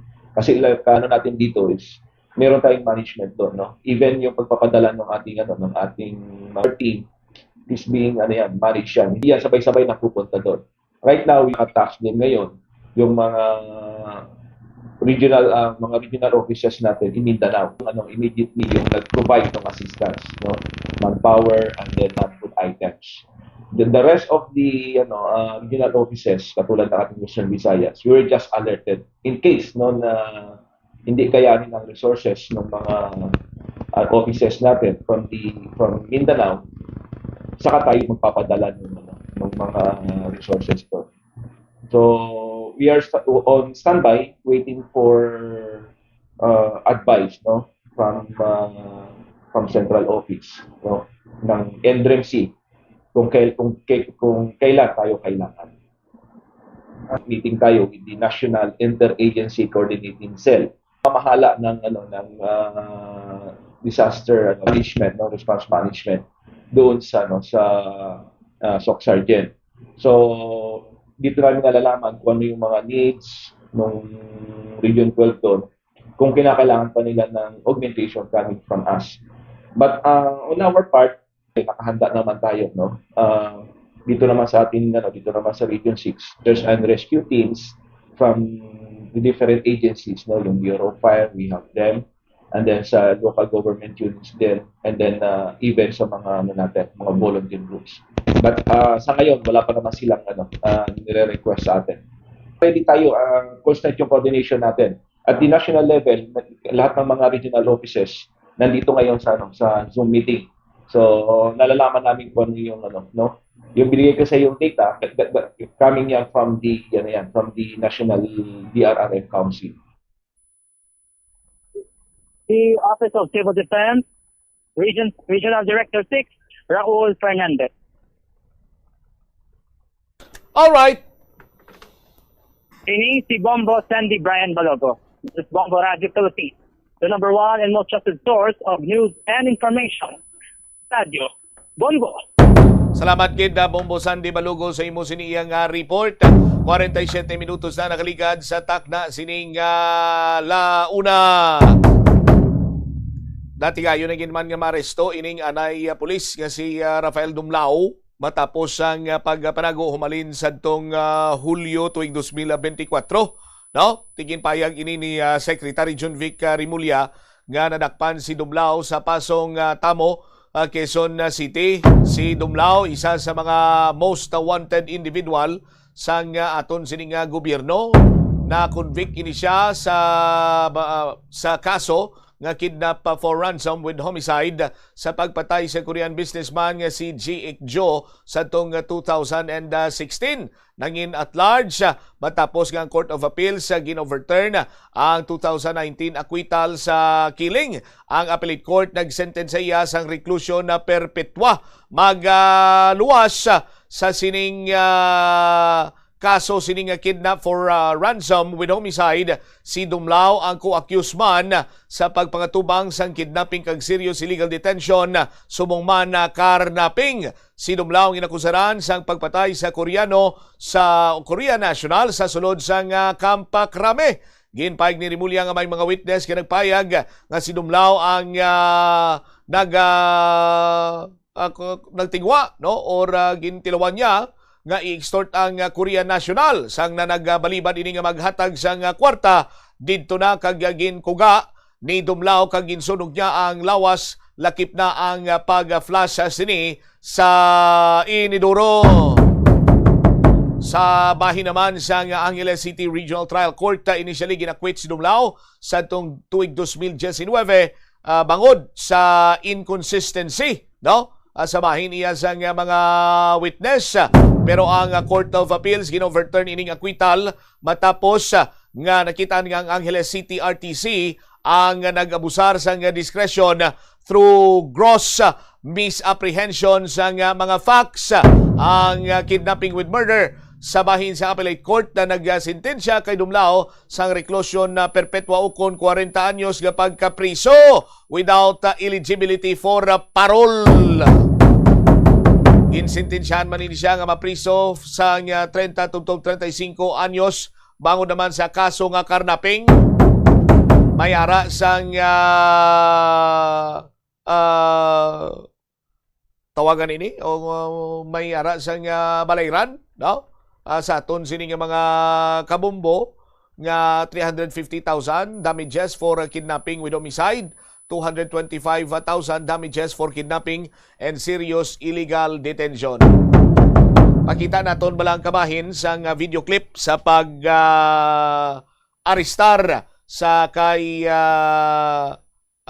former police officer or police lieutenant colonel Rafael Dumlao. Anong call nito? Grabe naman.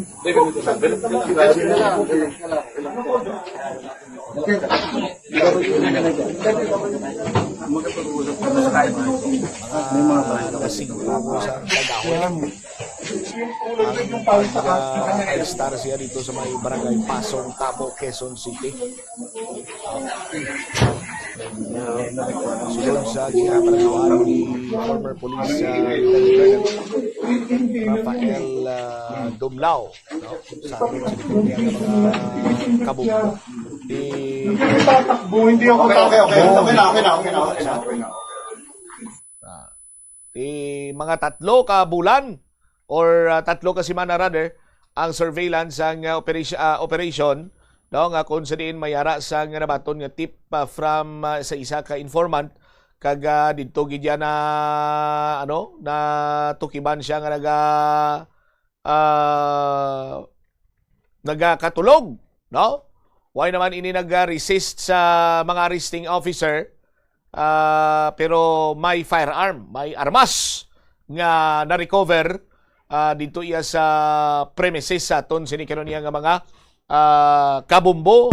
Si former police Lieutenant Colonel Rafael Dumlao ang detained karon kag under custody sa bahin karon sa Criminal Investigation and Detection Group National Capital Region CIDG NCR.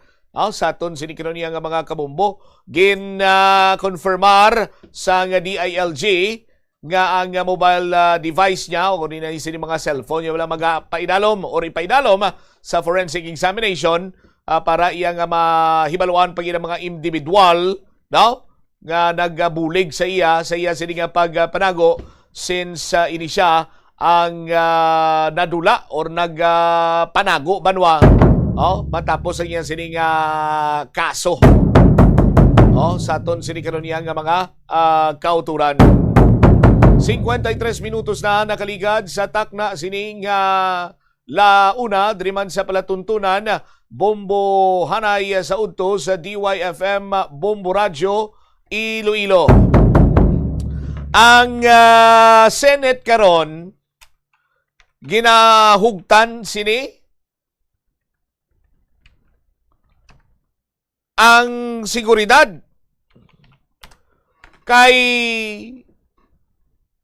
mayara sang threat sandig iya sa kay Senate President Pro Tempore Sherwin Gatchalian sa aton sini nga mga kabumbo. Gin ano man ini gin second demotion senador, may mga information man nga naga-confirm from Senator Tito Soto sa aton sini nga mga kasimanwa. Now, ano ining threat sa aton sini nga mga tagpalamati sa diin ini halin? Ginaligar nga threat sa Senate ang naghimo karon o nagtulod sa bago nga majority nga hugtan ang security measures within the premises sang Senate sandig diri sa Senate President Pro Tempore Sherwin Gatchalian magluwas sa pagpatigayon sang vehicle inspection. May mga security perimeter barriers naman gin-set up sa guwasang gates ng Senate building nga common para iya sa mga magarali. Gin-explicar karon ni Gatchalian ang sitwasyon, no? Sa aton sini nga mga kabumbo. Ang supposed threat against Senate sandig sa intelligence report kuno nga ila sini nga nabaton. Ambal ni Senator Sherwin Gatchalian, we also receive information including from the National Bureau of Investigation that there are threats that something could happen in the Senate. That is why we are also coordinating with the intelligence agencies, especially the NBI, so that our information in the intelligence gathering will continue. Sa karon hindi pa ma-disclose. No? Hindi pa ma-disclose ni Senator Sherwin Gatchalian kung ano nga threat kag kung sa diin naghalin. Pero ang ila kuno nga intelligence information nga nakalabot sa ila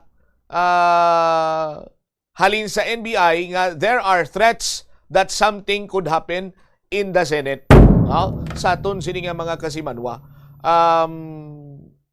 Gin-adjust man ko sunod nila ang security efforts. Hugot gidapat ang security. Hindi na kuno further mag-adjust sa security protocol because we do not want anything to happen again to our employees and to the senators. Suno pa sa kay Gatchalian. Di anong namin yang posible matabo, may masulod naman anong sistema sa aton sini nga mga kabumbo nga hindi pwede ma-divulge. Sa aton sini nga mga kasimanwa. Ano galing kontra sa Avengers to to blang mga bata-bata bla ni anong tawag sila to engineer? Mga bata-bata to bla ni Thanos bla? No? Maabot sila do pinang saputi naman ganito pinang pang neutralize na to ni Iron Man to. Ano nga klase isang threat naman niya mga may naga-threat sa Senate sa aton sini nga mga kabumbo, no? Kag diin halin sino ang nag-threat sa Senate, anong iya sini nga kausa, anong iya sini nga motibo nga lusubo niya ang Senate? Sa aton sini nga mga kauturan? Diri karon ang paraligban sa aton sini nga mga taga-palamati kung ano nga threat, diin halin, kag ano ang kausa or motibo sa pag-threat sa Senate sa aton sini kanon niya nga mga tagpalamati. black order ba? Black paper ba? Sa aton sining kasimanwa o ti ko nang ang kilala ko pagani sa aton sining mga kabumbo basta may mga kasubong sina nga sugilanon balanoy, no? It's either nga mayara sila sa mga ginaplano dira, no? Nga kung ano naman sini ang ila nga paghimuon or may ara gid man siyang threat. Pero ti kon pamangkuton mo imo sini nga kaugalingon, kung paminsaron mo kag padalman mo, sino abi ang matret sa Senate para nga i-tighten gid ang security? Ti dira sa Senate compound sa aton sini nga mga kabumbo, di ba may ara dara yasa nga do naka-istasyon sini nga mga Marines? Nga ara man gani ang presensya sa tong nagalinok panay sa nga Mayo 13. May mga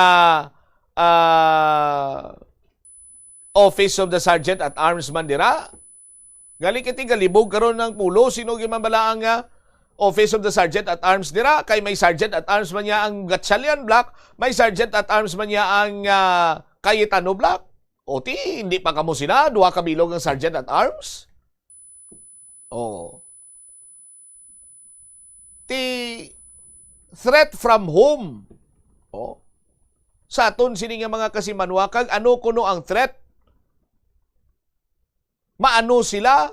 Habuyan nila sang baog nga itlog, dunot nga kamatis. Ano nga threat sa aton sini nga mga kasimanwa? No? Hindi lang kuno anay subong ma-divulge, basta hugton lang niya sang Senado ang ila sining seguridad. Ti bantayan naton inya sa aton sining mga kabombo kung ano gid man ang threat nga ini batok sa Senado, no? Kay sa karon ti may mga nagakigo na mga security measures nga ginapatuman dito sa aton sini nga mga kauturan. Oy, standby na sa kapon lamang program, kaupod naman sa kay Tita Regine. Ini mo alaga mo ang kurman, Bombot Shama Blanco, Vergabilin sa imo sa manenayang hapon. May God bless us all. This is Bombo Radio Philippines, the number one and most trusted source of news and information, Basta Radio Bombo! Plus Wala di Iloilo, Billboard of Activities for June 7 to 13, 2026. Rock songs and more ang nagahulat sa inyo. Kaupod ang Binhi Band sa concert at the Plaza. Blasting of alas 6 sa gabi sa Hunyo 13, Sabado.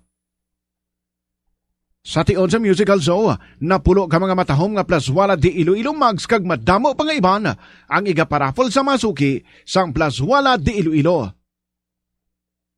Sa Hunyo 14, Domingo, ginaagdang tanan nga mangin kabahin sa Eucharistic celebration nga paghiwaton sa El Puente or the Bridge sa mga adlaw alas 11 sang aga. Sa tion sang Holy Mass, pangayon naton sa Ginoo nga hatagan niya kita sang kabakod nga malampuwasan ang internal kag external problems sa aton nga pungsod. Plus Wala di Iloilo, we remain to be one with you in the common hope for a better community and a progressive country in 2026. Hindi pagpunoon ang refrigerator. Kung sobra ang unod sang fridge, mabudlayan ini nga mapabilin ang tugnaw, nagahinay ang airflow kag mas madamo nga kuryente ang kinahanglan. Ipabilin nga matawhay ang unod kag painon ang mainit nga pagkaon antes ibutang sa fridge. The Farmer's Bazaar, your traditional public market with the touch of Plus Wala Dos, ang isa ka lugar nga gintukod sa tion kag sa kasagsagan sa COVID-19 pandemic nga may tinutuyo nga maghatag sa imo sang safe marketing experience. Subong nga ang COVID-19 hindi na gid man dako nga pamahog kag nagapakadto na kita sa next normal. Rest assured nga ang Farmer's Bazaar will further evolve agud yung magpadayon sa paghatag sa inyo sing satisfying marketing experience. The Farmers Bazaar. Sa lower level, tara na pahamtang ang fish, poultry, kag meat section para naman sa inyo mga kinahanglanon nga prutas, utang kag iban pa, magbisita sa upper level, pinaagi sa paggamit sa hagdanan o kung sa pagkadto direkta sa parking lot. The Farmers Bazaar, your traditional public market with a touch of Plazuela Dos. Tanan kita mayara sang mabulig agud pakibatuan ang climate change. Magamit sang bag nga pwede magamit sang liwat-liwat agud mabuhinan ang plastic bag nga ginahaboy. Bangod ini nagatugas ang greenhouse gases. Ikaduha, hindi masumi magamit sang computer. Kung 4 ka oras lamang sa isa ka adlaw ang imo nga paggamit sang computer, makabuhing ka na sang carbon dioxide emission nga 83%. Ikatatlo, kung malapit man lang imo nga kaladuan, mas maayo nga maglakat o kung magsakay na lang sa bike. Magluwas sa makakinot ka na, mabuginan pang polusyon nga nagatugas ang climate change. Yari ang isa ka praktikal nga pamaagi agon makakinot sa paggamit sang tubig. Pag-usar liwat sang tubig. Kolektahon ng tubig nga gingamit sa pagpanglaba o kung ang tubig nga nagatulo gikan sa aircon. Pwede mo ina magamit sa pagpanglimpyo sa salog, pagflash o kung pagbunyag sang tanom. Ang tubig nga abi mo wala na pulos, pwede pa yagali nga makabulig sa imong palibot.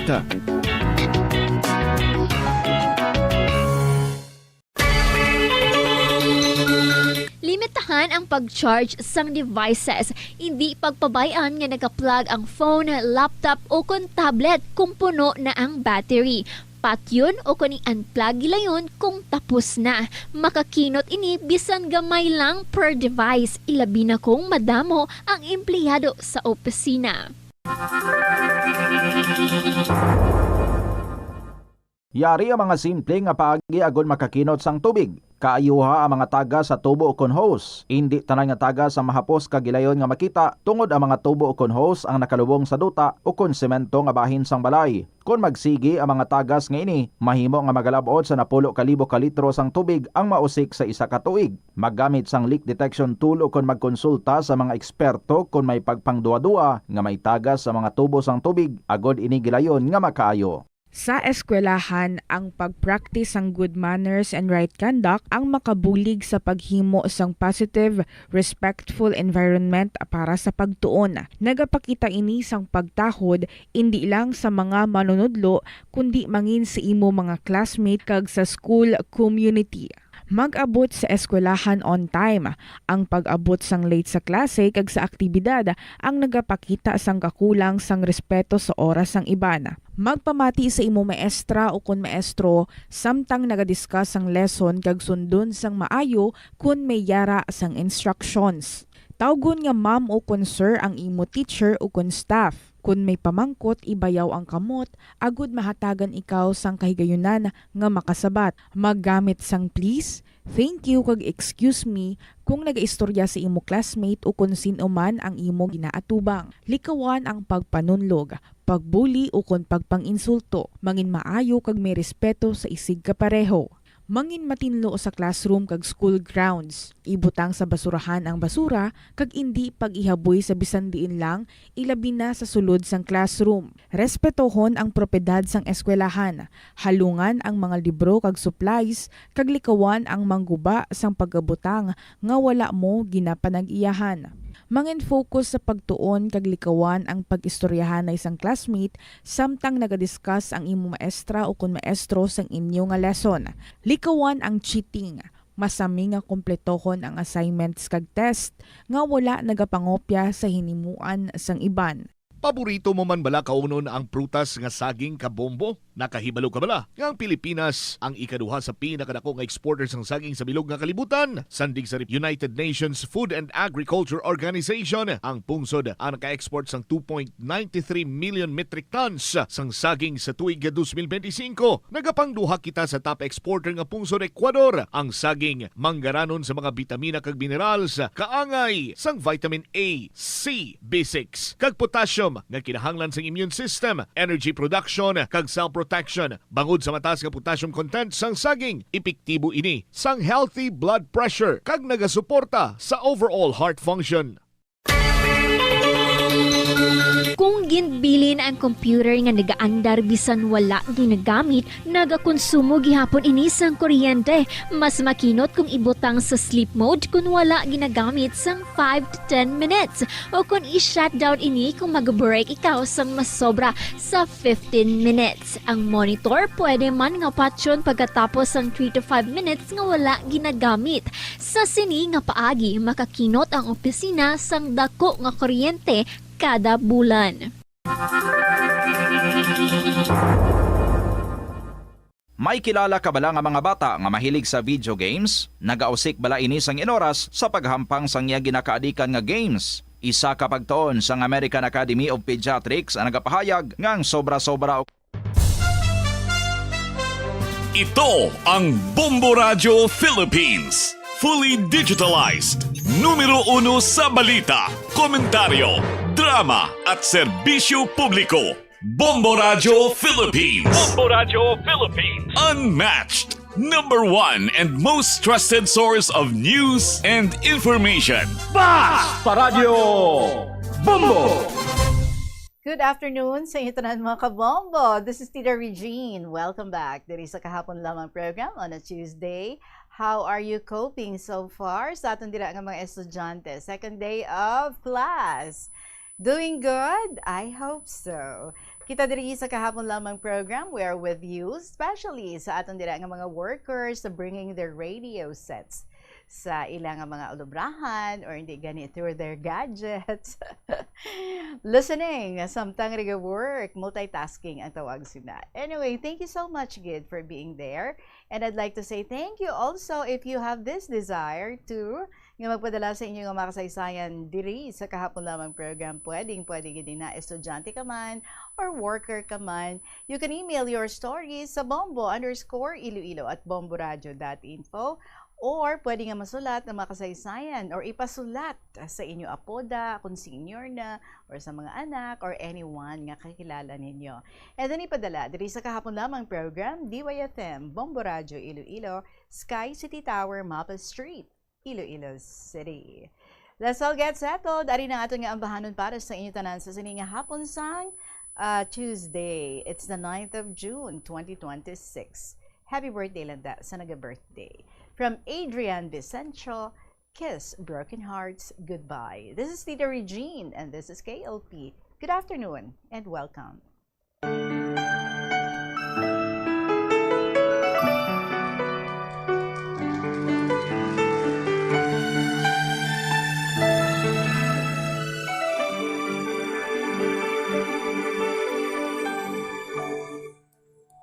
I thought you will forever be the brightest star for me.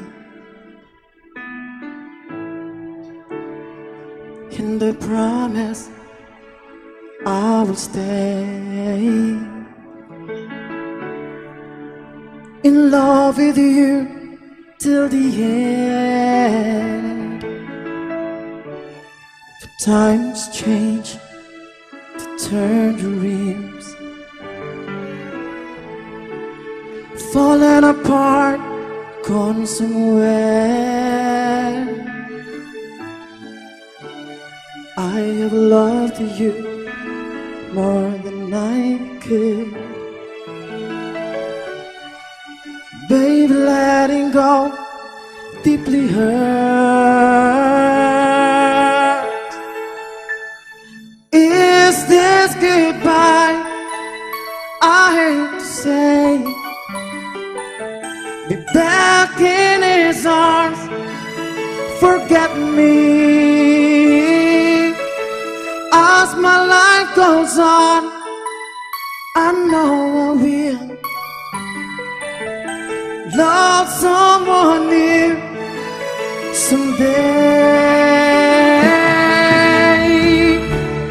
I have loved you, needed you, but never made you stay. Loving too much hurts too much. The pain is here in setting free. Is this goodbye? I hate to say. Be back in his arms. Forget me. As my life goes on, I know I will love someone new someday. His broken heart goodbye. All flame has to die.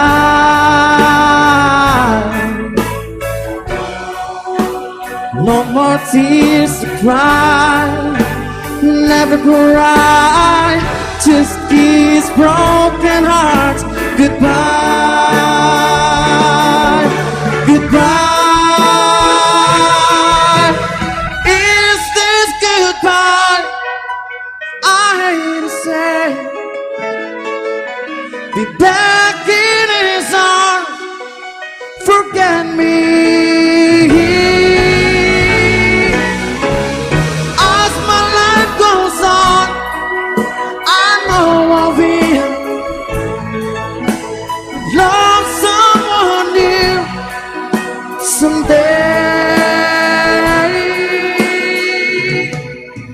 somewhere.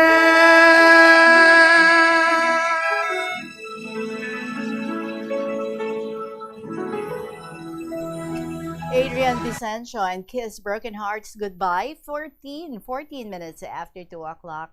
Yesterday, kahapon, white na natapos ang sulat diri sa aton another chapter sang kabuhi ni Mr. MSS ng Quezon City kung sa diin istorya niya sa aton nga nagpauli na siya diri sa Iloilo. That's after nga hindi na sa iya si Candy ang iyang how would we call it?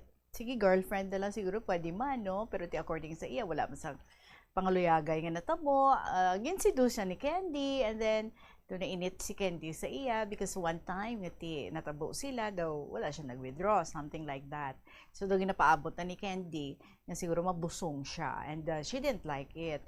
So wala na ginasapak. So sa diri nga episode, nag-istorya diri sa aton si Mr. MSS nga bangod sa ginhambal si ni Candy nga hindi naman siya kuno mahal ni Candy, so nag-decide siya nga magpauli na lang.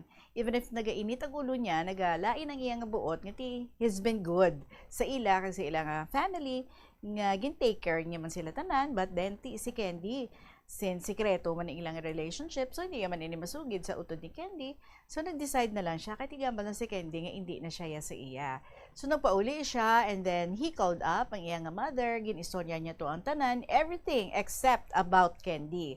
So nagpasugot ang mother nga mapauli na lang siya diri sa Iloilo, dito sa ila sa Tapas, and then ma-continue sa iyang pag-eskwela diri sa syudad sang Iloilo kay hindi bala didugin withdraw ni Candy ang iyang gin-down nga pang tuition. Naka-enroll na siya actually.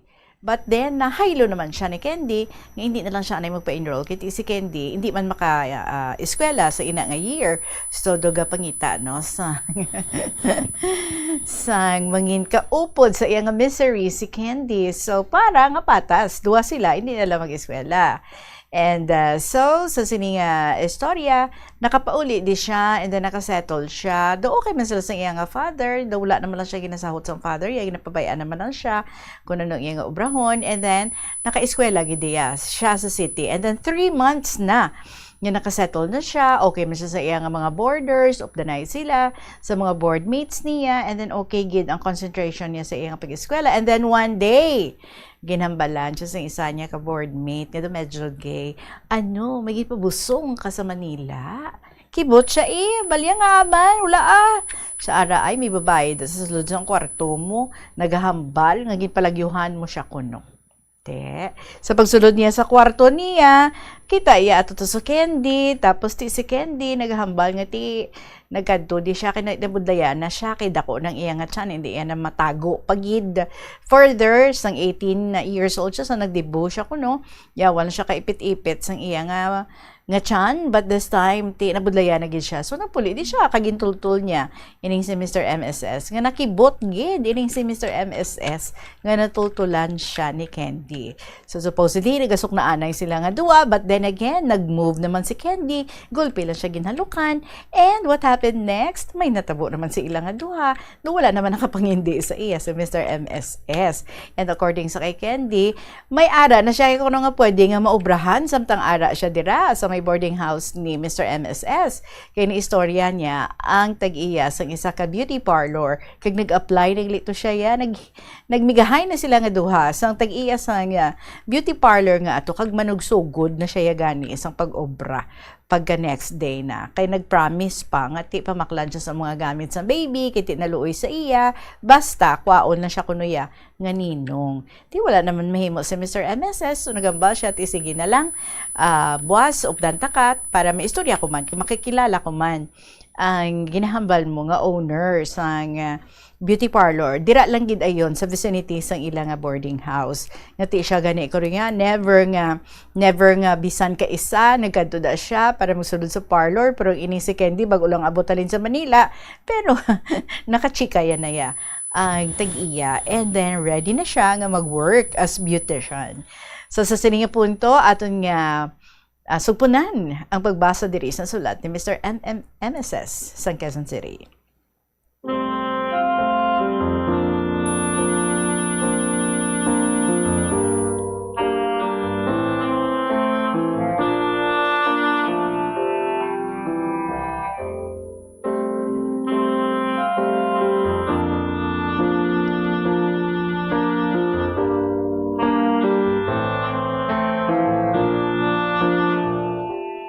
So pagkaaga, Tita Regine, pagkatapos naman makapamahaw, naghimos kami sa kwarto para updan siya sa parlor.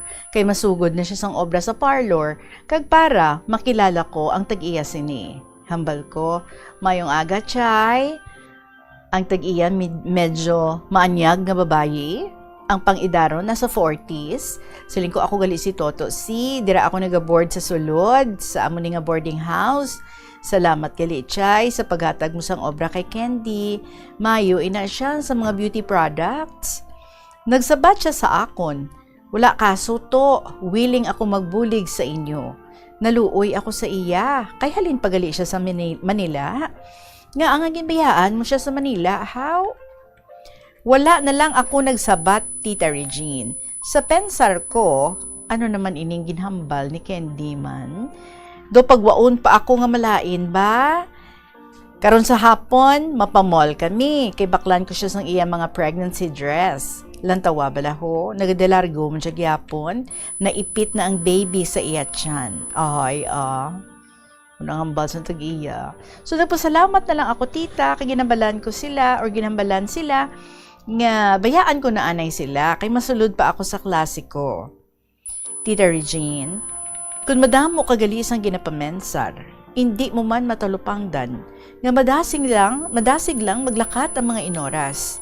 Ang aga, hapon na dayon. Abi ko, mabuhina na ang mga ginapaligban ko. Pero sa sulod lang sang 3 kaadlaw, wala madugayan, nag-abot man si Zell. Upod ang iyabana, kay ginapangita niya si Candy. Si Zell, amuning magulang ni Candy. So natabuan man, nga adlaw ina sang Sabado, gani wala ako sang klase, kag nakita kami ni Zell sa sulod sang parlor. Samtang nga nagapang manicure si Candy, kag nagapanilhig ako sang salog. Nakibot kami nga duha ni Candy sa maghambal si Zell. Candy, anong ginagawa mo dito? Oh, ang laki na agad ng tiyan mo? Ilang araw ka palang umalis ng bahay? Ikaw lalaki ka. Anong ginawa mo sa kapatid ko? Nagsabat ng tagiya sa parlor. Oy miss, huwag ka po sanang mag-iskandalo dito sa parlor ko. Pwede naman mapag-usapan niya ng maayos. Ako nga, na hindi sila kilala, naintindihan ko ang kalagayan nila. Hindi yan makakabuti sa kalagayan ng kapatid mo. Hindi yan malulutas kung magtataas ka agad ng boses. Wala ka sa Manila, nasa Iloilo ka, kaya huminahon ka. Nagkalma man si Zell, kag nag-istoryahan ay gamitanan nga nagapatunga ang tag-iya sang parlor. Ginsaysay ko ang tanan sa ila, halin pa sa nag-estar ako sa ila, kag kung ano-ano ang ginhimo sa ako ni Candy. Hambal ko, sang una pa lang ang nahibaloan ko nga nagabusong siya, sang ara pa lang kami sa Mandaluyong, handa ako nga tindugan siya, pero ginpahalin niya ako sa ila, amo ina nga naghalin ako sa ila, nga wala na ako nakalisensya sa iya. Amat-amat nga naatagan si Zell. Hasta nga mangin klaro sa iya, ngang iya utod ang may kahimuan sang tanan, nga hasta ako nangin biktima ni Candy, kay naimpluwensyahan niya ako. Pero hambal ko, handa ako nga mangin amay sang iya ginadala. Naghambal si Zell, ganito na lang, maiwan ka na lang muna dito, ipagpatuloy mo ang pag-aaral mo, para kapag nakapagtapos ka na, saka mo balikan ang pamilya mo, para magkaroon ka ng maayos na trabaho. Nagsabat ako, hindi na din naman ako pwedeng magstay pa dito, lalo pa at alam na sa Tapaz na may naghahanap sa akin na galing Maynila. Hindi ko na din alam ang pwedeng mangyari sa akin kapag nagkita kami ng tatay ko. Hindi nyo pa alam ang ugali nun.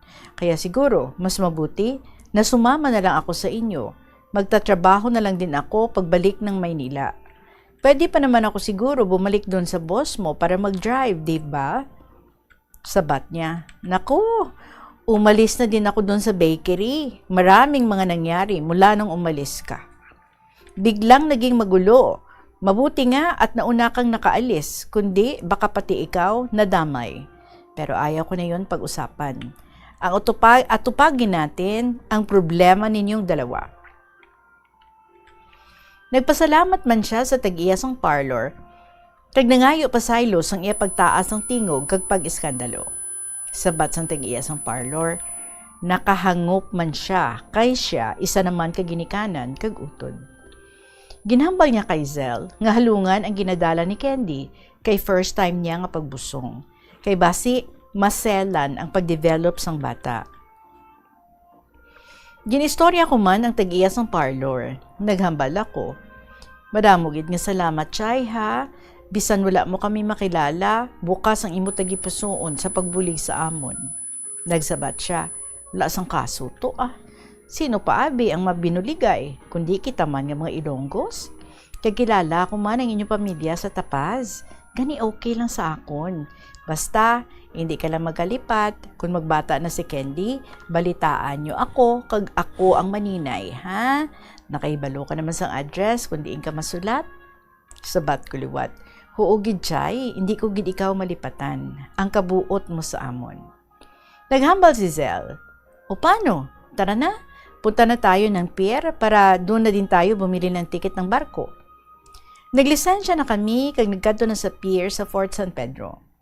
Ang nabakal naman nga tiket, 4 a.m. nga biyahe sa barko. Gani, sa pier na lang kami nagpaligad sa gabi. Samtang nagahulat kami, gipakilala ni Zell sa akon ang iyang bana nga si Rene. Naghambalanay kami ni Zell sa mga natabo. Nangayo ako liwat sang pasaylo kay Zell. Hambal niya, okay na yon, wag na tayong magsisihan. Pasensya ka na din sa akin kanina. Hindi ko pa kasi alam ang buong kwento. Ang alam ko lang ay nabuntis mo at tinakasan ang kapatid ko. Ngayon, malinaw naman na sa akin ang lahat. Ang problema, hindi pa ito alam ni Mama. Basta, haharapin na lang natin ang lahat ng problema na dadating. Nagahigda lang si Candy sa malaba nga pulungkuan nga baglang ang iyang ginaulunan. Kinistorya ni Zell sa akon, nga sang isa pa kaadlaw sila nag-abot, kag nagdiretso sila sa Tapaz. Hambal niya, alam mo ba na may hindi magandang nangyari sa amin doon sa bayan niyo? Maggagabi na nang dumating kami sa Tapaz. Tapos, wala naman kaming kakilala doon. Kaya, nagtanong-tanong kami sa terminal kung saan pwede makituloy para magpalipas ng gabi. Meron naman na nagmagandang loob. Nagbabiyahe siya ng motor. Ang sabi niya, kilala ka daw niya. Kilala niya kayo lahat. Kaya, sumama kami sa kanya para doon matulog. Medyo malayo-layo pala ang bahay niya. Dun ba sa barangay Salong ba yun? Ang nangyari sa amin nung patulog na kami, sa sahig lang na kawayan kami natulog. Hindi pa kami nakakatulog ng matagal. Maya-maya, naramdaman ni Rene na parang may tumutusok sa likod niya at sa akin naman parang may nakadagan sa dibdib ko na hindi ko makita. Mabuti na lang na paglabanan ni Rene at nagising kaming dalawa. Ginising namin yung nagpatulog sa amin. Sabi niya, baka naengkantuhan daw kami kasi hindi kami taga rito. Kaya ang ginawa niya, nagsindi ng gasera at naglagay ng asin at bawang malapit sa hinihigaan para makatulog sila ng maayos. Sabat ko, bakit kasi kayo dumiretso sa Tapaz? Wala naman ako doon. At yung napuntahan nyo na lugar, medyo liblib pa talaga na baryo yun. Pwede talaga na malignuhan kayo, namalignuhan kayo kasi hindi kayo taga doon. Naamoy yan ng aswang kapag hindi taga doon ng isang tao. Mabuti nakalabas pa kayo kasi yung nagdala sa inyo doon, kilala kami. Kilala naman kasi kami doon sa bayan namin. Pero siguro kung ibang tao lang, hiwa-hiwalay na ang mga katawan nyo ngayon. Ginambal ko lang ina sa ila para mahadlok sila nga duwa Tita Regine. Pero sang time nga ito, medyo mariit pa nga lugar ang barangay Salong. Nagabot ang barko, 1:00 sang kaagahon. Naghulat pa kami sa 1 ka oras antes makasakay kay nagdesembark pa ang mga pasahero sang barko. Nakasakay kami, pasado 2:00 na sang kaagahon, kag naghigda dayon si Candy sa idalom nga bahin sang double deck. Manog 5:00 na sang kaagahon, sang naglakat ang barko. Nagasugod na butwa ang kasanag sang adlaw. Tita Regine, tungod sa kakapoy namon tanan, natulugan na kami sa barko, kag hapon na sang mabugtawan. Nagbakal si Zel kag Rene sang amon makaon sa kantin, kag nabilin lang kami ni Candy sa deck sang barko. Nagistoryahanay kami ni Candy nga duha. Hambal ko, ano Candy? Totoo ka na ba sa akin? O gagamitin mo lang ako dahil buntis ka? Nasaktan mo na kasi ako ng 2 beses. Ipinagpalit ko ang pag-aaral ko para lang sa'yo. Sana hindi ako nagkamali ng desisyon na tinalikuran ko ang pag-aaral ko para lang harapin ang hirap ng buhay na kasama ka. May ginkuha si Candy sa iya nga bag, kagin pakita sa akon. Hambal niya, alam mo ba? Alam mo ba ito? Ito ang mga pictures at alaala ko nang makilala ka bilang classmate ko. Gusto ko na sana itapon ito sa dagat kasi gusto ko magsimula ng bagong yugto bilang kasama ka na asawa ko. Sisikapin ko na kapag nanganak na ako, magiging mabuti akong nanay at asawa mo. Medyo nalipay man ako sa maginhambal niya sa akon. Gani nagpasugot naman ako nga ihaboy ini sa dagat, gani nagbangon siya, kay nagkadto kami nga duha sa may railing sang barko. Kag duha namon ginhaboy ang mga litrato namon, kag iban pa nga handulmanan. Tita Regine, sa liwat diri ko naman anay ipagapos ang malawig kag serye nga istorya sang kabuhi ko. Ang mga magasunod kung ano ang nabatyagan sang iloy ko, sang pamilya ko sa probinsya nga wala pa sang ihibalo, nga nagbalik ako sa Manila bilang isa na kapamilyado nga tawo. Sa liwat, nagapangayo gid ako sang pasensya kag katahuran sa imo nga pagbasa sang akong sulat, Tita Regine. More power to your program and God bless you always. Kasi tanan-tanan nga mga classmates ko nga KLP letter senders and lovers nga nagasunod man sa akong istorya sa kabuhi. Sincerely yours, Mr. MSS of Quezon City.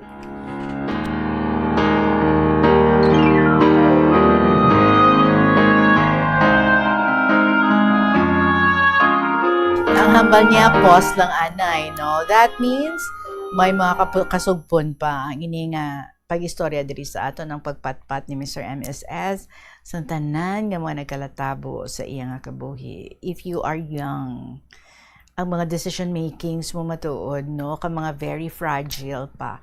kag hindi amo na ka-sharp sa pagatubang sang tanan, although he was trying his best, no? And with a little maturity, ginatagaan niya, ginaatubang niya gid ang mga tanan nga ini nga mga problema nga nagaalabot sa iya kabuhi to the best that he can. But of course, hibalo naton ano gid ang masunod nga mga hitabo naman kag ano ang nanging dalagan sang ilang pag-upod ni Candy.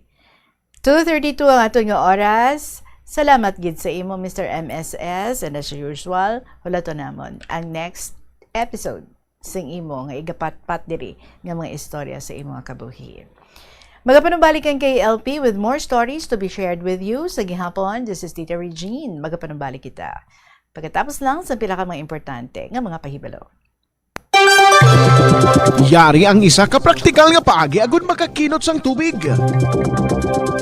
Kung mag-defrost sa mga frozen food halin sa refrigerator, ibutang ini sa isa ka container o kung malapad nga pinggan kag pahanginan. Sa baylo nga bubuan ini sang tubig o kung gamitan sang running water. Ilabi na kung wala man lang ini ginadalian nga lutuon o kung kaunon. Mas maayo man nga naantisipar mo na kung ano kalawig ang pag-defrost agud mabanta mo kung saan mo ini ipagwa sa refrigerator. Ini nga pahanumdom ginadulong sa inyo sang Flow Water Resources Incorporated, watering the seeds of progress. Kabombo, yari ang pwede mo himuon agud makakinot kita sa paggamit sang enerhiya. Kabombo nga motorista, paano ka bala mag-apply sang preno o kon brake kung nagamaneho? Likawan ang golpeada nga pag-accelerate kag pagpreno.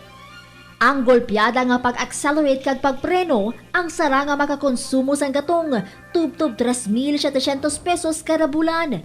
Samtang, makakinot ka naman sang tub-tub 200 litros sang gatong kada bulan sa imo salakyan kung matawhay ang dalagan sang trapiko.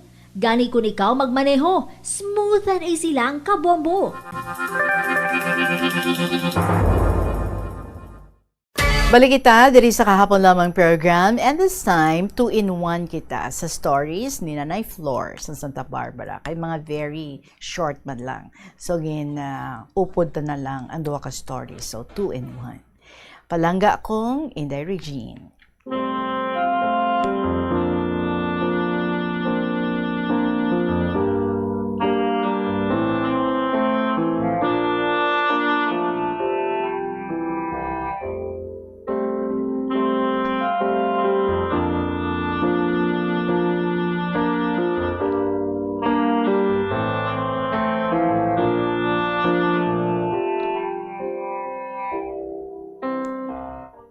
Una sa tanan, naghahatag ako sa katahuran sa imo sa makatapos ang Bombo Radyo.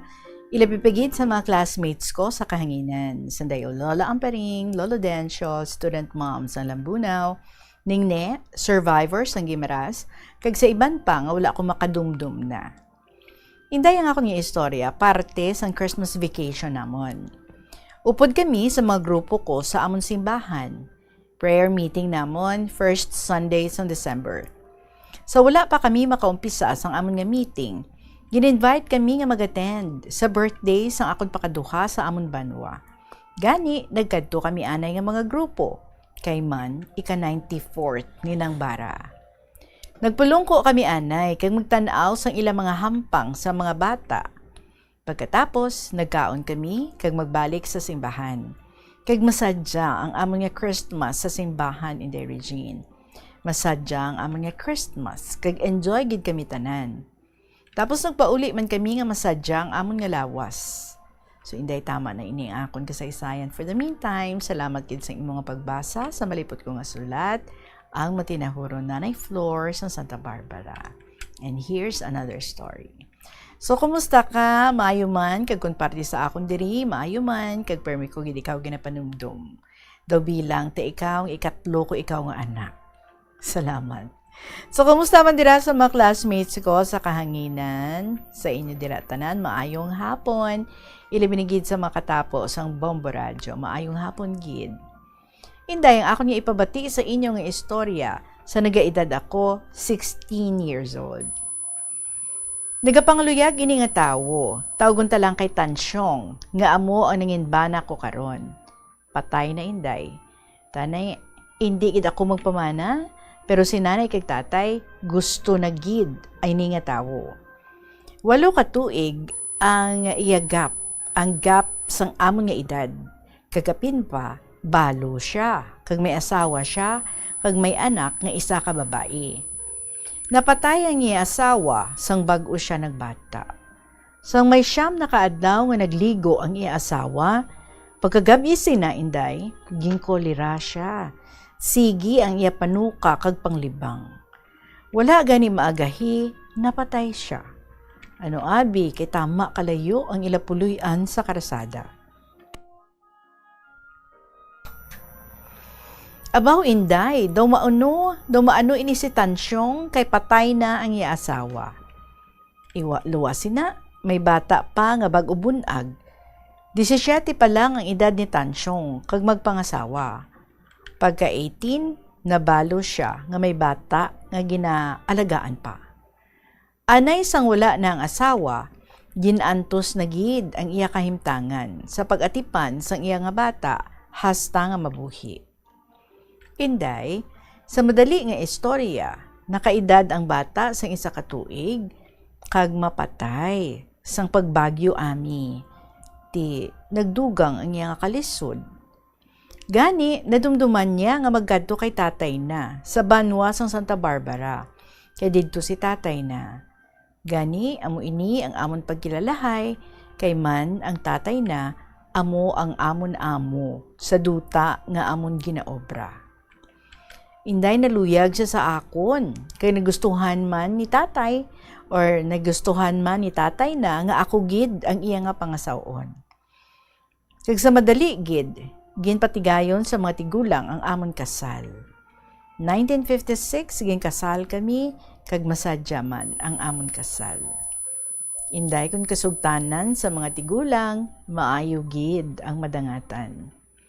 Sa laktod nga panahon, nakabata kami, 9 kabilog. Kag nabawian sang hulam nga kabuhi ang akon bana. Dugay man ang amon nga pag-upod, mga 46 years man ang amon nga pag-upod. Karon, madamo na ang amon apo, 45, abaw. Kag may apo sa tuhod, nga 35, abaw pagid. Sige ang bata sa akon mga apo. So inday, hasta subong, sige man ang bata sa mga apo, kag nagadamo na ang apo sa tuhod. Subong, sige man ang akon padalas, ang akon kahapon lamang. Kag daw tama, naging kalawig ang akon nga sulat, basi natakaan ka na. So tapuson ko na ini, ang matinahuron, Nanay Flor, sa Santa Barbara.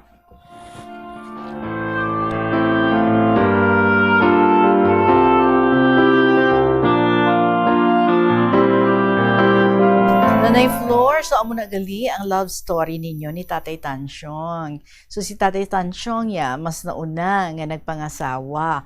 Kasubo man, no? Ka-tragic man sang inabtan sang ilang pamilya. Ang iyang asawa, bagong bata, napatay. Basi ko na-dehydrate ato, no? Way nagkikita kabalo. Nagapang suka, pang libang, hambal mo, hindi malayo ang hospital. And then, naka 1 year lang ang ilang bata, kag tapos napatay man. So, it must have been very painful sa kay Tansyong. That's why, nga daw, nagbag-o siya, no, sa environment, nagkanto siya sa lugar sa iyang father, kag kung sa diin, wow, dito gali, kag matagpuan niya ang babae, nga isunod naman niya, nga pagapangasawon, kag ikaw na ina. So, ikaw, from your end, nagapati ka, nga kon ginkasugtanan sang mga tigulang, mangin maayo gid ang dangtan sang tanan. So you must be a very obedient daughter. But ako, I believe, no, nga sa inyo man niya nga pagpalanggaanay ni Tansyong, kung nasa diin, sigurado ako, no, nga you cared for one another, you loved each other. So even if ang sa umpisa is tugpo-tugpo lang, but sang nagpangabuhi na kamo, you have learned to love and to accept one another. That's why siyam ka mga kabataan ang gin-bless sa inyo. And subong, may mga apo na, kag may mga apo sa tuhod, baw, nagadamo ang inyong lineage. Anyway, thank you so much sa imo na Floor for sharing with us ang ining mga istorya mo sa kabuhi. We're enjoying it. Thank you, Gid. 2:42 ang aton nga oras. We still have more stories to be shared with you sa pagbalik sa kahapon lamang program. Yari ang isa ka praktikal nga paagi agud makakinot sang tubig. Kung naanad kita nga kanagamit naton sang baso o kung pinggan ginahugasan gilayon naton agud hindi na magtiner sa lababo, mas maayo nga manumdum kita liwat bangod tuman kadamo nga tubig ang ginagamit mo para diri. Sa baylo nga hugasan gilayon, mahimo mo ana ibutang sa isa ka labador nga may tubig agud pahuluman ang mga ini kag tingubo na lang ang paghugas agud makakinot ka sa tubig. Praktikal ini kon ara ka man lang sa inyo balay kag kon ikaw ang nagapangabuhi nga wala sang upod. Ini nga pahanumdom ginadulong sa inyo sang Flow Water Resources Incorporated, watering the seeds of progress.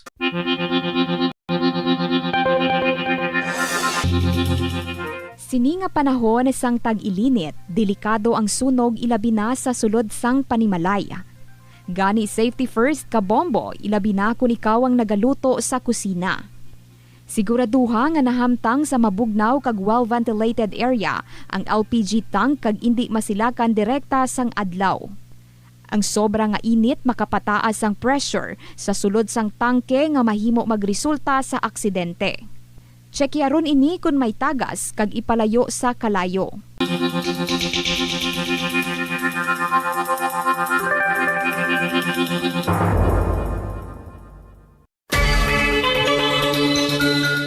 Magamit sang electronic power strips o kon extension sang linya sang kuryente, agod ma-expand ang mga outlet sa imo balay o opisina. Ang electronic power strips nga ginatawag man surge protectors, sarang pa makaproteher sa mga sensitibo nga Ang istorya ni Ningne sa Lambunaw. Dear Tita Regine.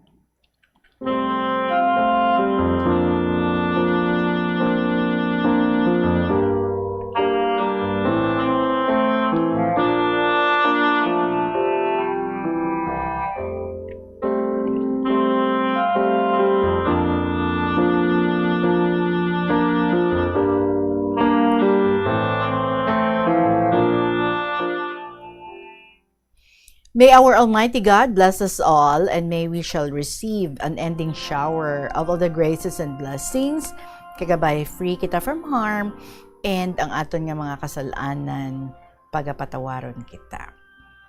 Today is Sunday, November 9, 2025 pa. Bago lang katapos ako ligo, kaina mga 7 o'clock, nagmati ako mass over the radio. Na-touch man ako, no? Ang feelings ko. Oo, hindi man mahambal, nga waay gid itait sala, tanan kita may sala. Di depende lang sa aton pag-ask forgiveness. Pagkatapos, di kaisahanon lang ako dyan sa balkon. Sa amon nga balkon, waay radyo, waay cellphone. My mind is praying silently because of Super Typhoon Owen nga pala abuton. Naga-silent prayer ako nga kung tani, hindi man pagpabayaan, ipahilayo sa mabaskog nga hangin. Thank God, why natapagpabayi. Sang sa tino, hindi gidaad ako magsulod sa balay, kay nasibutan ako. Pero naabutan man ko kahadlok. Kay base, matumbahan kami kahanggad nga kahoy. Pero pagpanyapo namon, balik kami sa gwa. Kay pagkatapos panibin, sulod naman kami. Sang sagwa ako, maghuyop gani nga medyo mabaskog, gahambal ako nga lapaw lang. Sa tuod tita, ang hangin nagakanay, kag sa tuod, sa ibabaw lang gatama, kay amuday masami nga, mabatian ko kay Toto sang una. Hugot gid sa baratsagon ko ang pakitluoy. Sa mga friends ko, itry nyo. Huwag man siguro itmalain day updan nyo man sa pangamuyo. May iistorya ako, parte sa Baguio Undang. May familia dya sa sunod nga barangay namon. Kaya nag-aayo na, anda nga pangabuhi, Kay ti tatlo na ka mga bata, bag-o lang ka panaog kay Siman, dungan sanda na naog, kay mapablessing sanda, kabalay nanda, nga bagong human. Waay don sanda tatay, nagrest na. Ang balay, ginaramutan nanda nga tatlo, kag ipabuhat, para magpanaog sanda, pablessingan, kaga sa mag-family reunion. Magpa-family reunion. Sus, ano man natabo? Nag-abot ang bagyong undang. Ang anda ng nga nanay, relihiyosa man, tinagalaslas doon ng hangin, tinagaambi na sa likod. Naghambal nanay na nga, sulod ka mo dya, kay mabasa ka mo. Kay ti, may iba nga mga friends nanda, hambal pa ni nanay da, insang doon nagahulag ang aton atuphaw. Sabat ka isa nakabata. Hay, waay pa na tao ang bagyo nga mapaguba kabalay ta. Ha, hay waay mga pila ka minutos. Aha, naglupad ang bilog nga atop kagin butang sang hangin sa tunga karsada. So, na-stranded ang mga sarakyan. Mayad lang kay duro managbulig sa pagpahalin sa mga atop nga to, kagdugangan pa, duro ang mga kahoy nga nagkaratumba sa dalan o karsada. Amo da leksyon sa mga hambog kag amo man to nagpahanumdum nga may Dios ang kalibutan. Amo to bagyo nga may dala nga buhawi kay ang badyang kuno may nakakita nga ginlibot-libutan ka hangin hasta nga nagabot ang amo nga badyang. Kung istorya lang, do hindi ka magpati. Gani halin sadto hasta tulad basta may balita nga super typhoon daw sa waay lang kanakon. Sabat ko lang, pangamuyo lang ta, ah. Sa tuod man, ginapamatian man sa mahal nga Diyos aton pangamuyo. Amen. So, amo dati ta sa mga orihing tubo tulad, waay sa anda nga huna-huna ang tawag, sa ang puturo, sa anda nga kabuhi, waay sa isip da ang pag-eskwela para sa anda sa urihi, ang mga lalaki panigarilyo, inom, kag isa ka bagay nga hindi mayad. Ay ilam, doay it Diyos ang lawas da. Hindi matudluan, hindi malaygayan. Amo dun dyan na agyanta, way pagita it kahadlok. Imagine, 7 years old nga bata, ginhimuslan anay kag patsyon. Diyos ko nga maluluyon. Basi isa pa daad ka matakabanwa kung waay nanda pagpatsya. Sustita, samtang gina-interview ang ana nga lola nga nagahibi, gatululo man akong luha, kaga sa subong ay masakit akong ulo kag ginasipon. Ay ilam lang, nagapangamuyo taton pay andado demonyo. Kabay mabatyagan mananda ang hindi mayad nga baratyagon para kadumdum sanda kasala da nga nahimo. Kabay pa. Kagasta naman dun. Bye-bye. Salamat sa tanan. Love, Ningni, sa Lambunaw.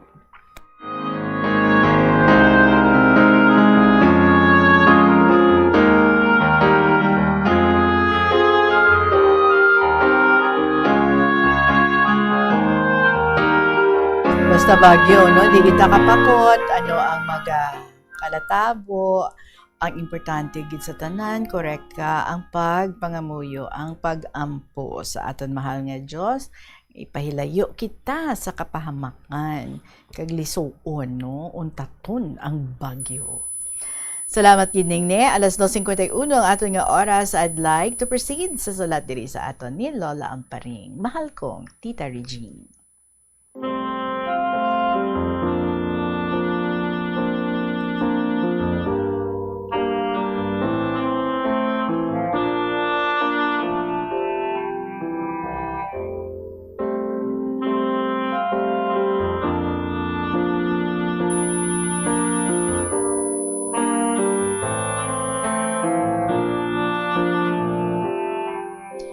Ginatami ako kamutanan, akong mga palangga nga makaupdanan sa KLP, kasama Bombo Reporters, and of course sa imo Tita Regine, maayong hapon gid. Tita, sobrang init diri sa akong nga kwarto. Kaya siling ko, mayo pa, masulat na lang ako diri sa gwa sa may dining area. So tita, napisanan ako nga magsulat sa subong, bisan nga sobra ka init, kagrabi ang tulo sang akon nga balhas. Kay inasang aga, may nagbalita naman sa akon nga hindi mabuting bulong-bulungan. Hambal ko na nila, nabatian nila sa akon kasaysayan ng kung ano-ano. Tita, ang bulong-bulungan, hindi ko pinaniniwalaan. Siguro medyo inggit lang sa akin. Pero magtiwala lang tayo sa mahal na poong may kapal. And ang mantra ko, Father, forgive them, for they know not what they do. Ambal ko nun sa nakabati ang akong kasaysayan. Titambal ko, kung ikagagalit o hindi mabuti sa kapwa, wala man ang ginabasa ni Tita Regine. Sumaling akala nila sa akin. So akala nila, nagaulyani na ako o nagaka-Alzheimer's. Bakit? Mahal man ako ng aking co-letter senders. Hindi ako sumusulat ng di totoo o pato-pato lang. So ang tanan nga akong kasaysayan, true to life experiences ko. Hindi butang-butang or hindi matuod. Tibiro mo ha, 38 years ang ako niya teaching experience. Tapos 97 years old na ako.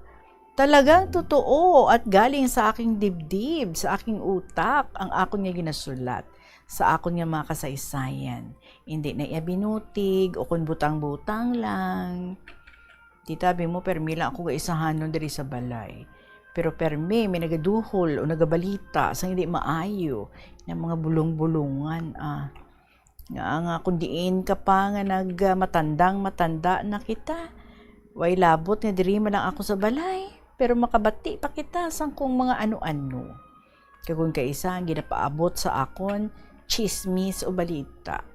Hindi masaya sa halip nagbibigay pa ng kasamaan sa dibdib o sa aking utak at damdamin. Mabuti pa kayo sa mga KLP na mga mahal ko, na mga listeners at mga nagsusulat. Nagbibigay or ginamention pa ang akong pangalan sa ilang mga kasaysayan. Ganitita, wala giduntat ang akong sulat kag pagpamati isang programa nga KLP every afternoon. Bisan sobra kainit sa kwarto ko, ginagwanta ko lang para makabati lang sa kasaysayan nga ginabasa mo. Abi mo bala tita, kung ako na gani sulat ang ginabasa mo, ginagwanta ko idyang init, bisan may electric fan, o ginasingganan ako sa hinablos ka nga, gwa ka da, kay sobra kainit da, pero ginagwanta ko gid.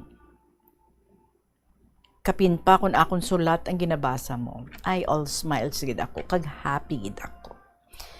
Tita Regine, later ko naman supunan ang akong nga sulat, kido sobra-sobra na ni, kagdo medyo nagasakit na ang akong nga mga fingers. 11:05 noon time. So tita ari naman ako nga makontinuous ang akong sulat.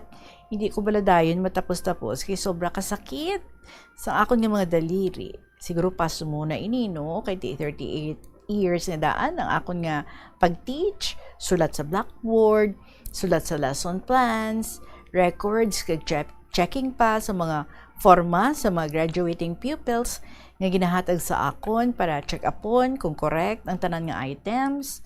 Balam tita, sa among nga mga grade 6 teachers, ako ang gina-assign nga mag-check o mag-review sa mga formas sa mga graduating pupils sa grade 6. Ang akong assignment, mag-check sa tanan-tanan nga mga formas.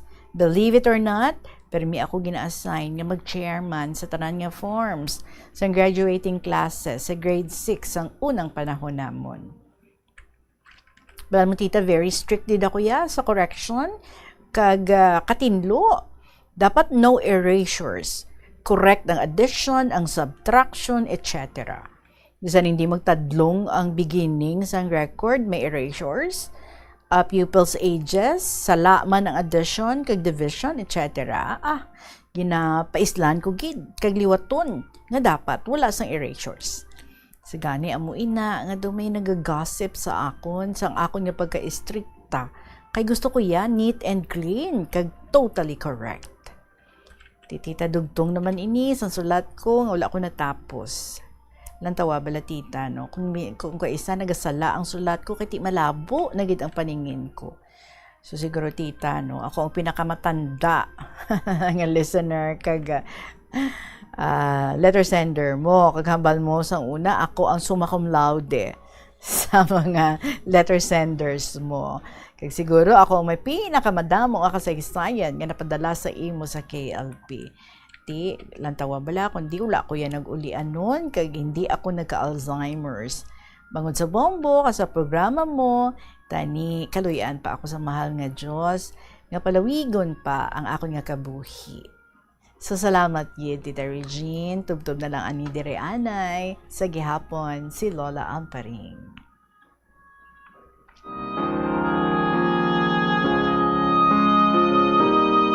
Lola Amparing, yes, only entertain, mga good thoughts, kag mga good news. Pabayida iya, ang mga hindi manami, ang mga nega, kay hindi mo nakahatag sa maayo nga feeling sa imo, no? Well, you know the truth, kung ano ang matuod, so be secured and be assured, no? Nga wala ka sang may ginapakalain, wala ka sang may ginatapakan, and everything nga ginashare mo diri sa aton, pawang mga katotohanan. So, continue lang enjoying what you enjoy in life. Salamat yun, God bless you. Lola Amparing, and kamuman, kaangay ni Lola Amparing, you can write as many stories as you want. Diri sa Kahapon Lamang program, all you have to do is email your stories sa bombo_iloilo@bomboradio.info, or you write your stories and you send sa Kahapon Lamang program, DYFM, Bombo Radio, Iloilo, Sky City Tower, Mapa Street, Iloilo City. Maraming salamat sa inyo. Magasunod na ang mga dramas nga gina-enjoy nyo every afternoon after ng KLP. Tuyang Ermitanya, Provincial Jail, kag ang Dear Diary. Kita naman, syempre, we'll be seeing each other again tomorrow. Maraming salamat sa inyo. Sa gihapon, inyong alagad, si Tita Regine para sa Kahapon Lamang program. Good afternoon and God bless.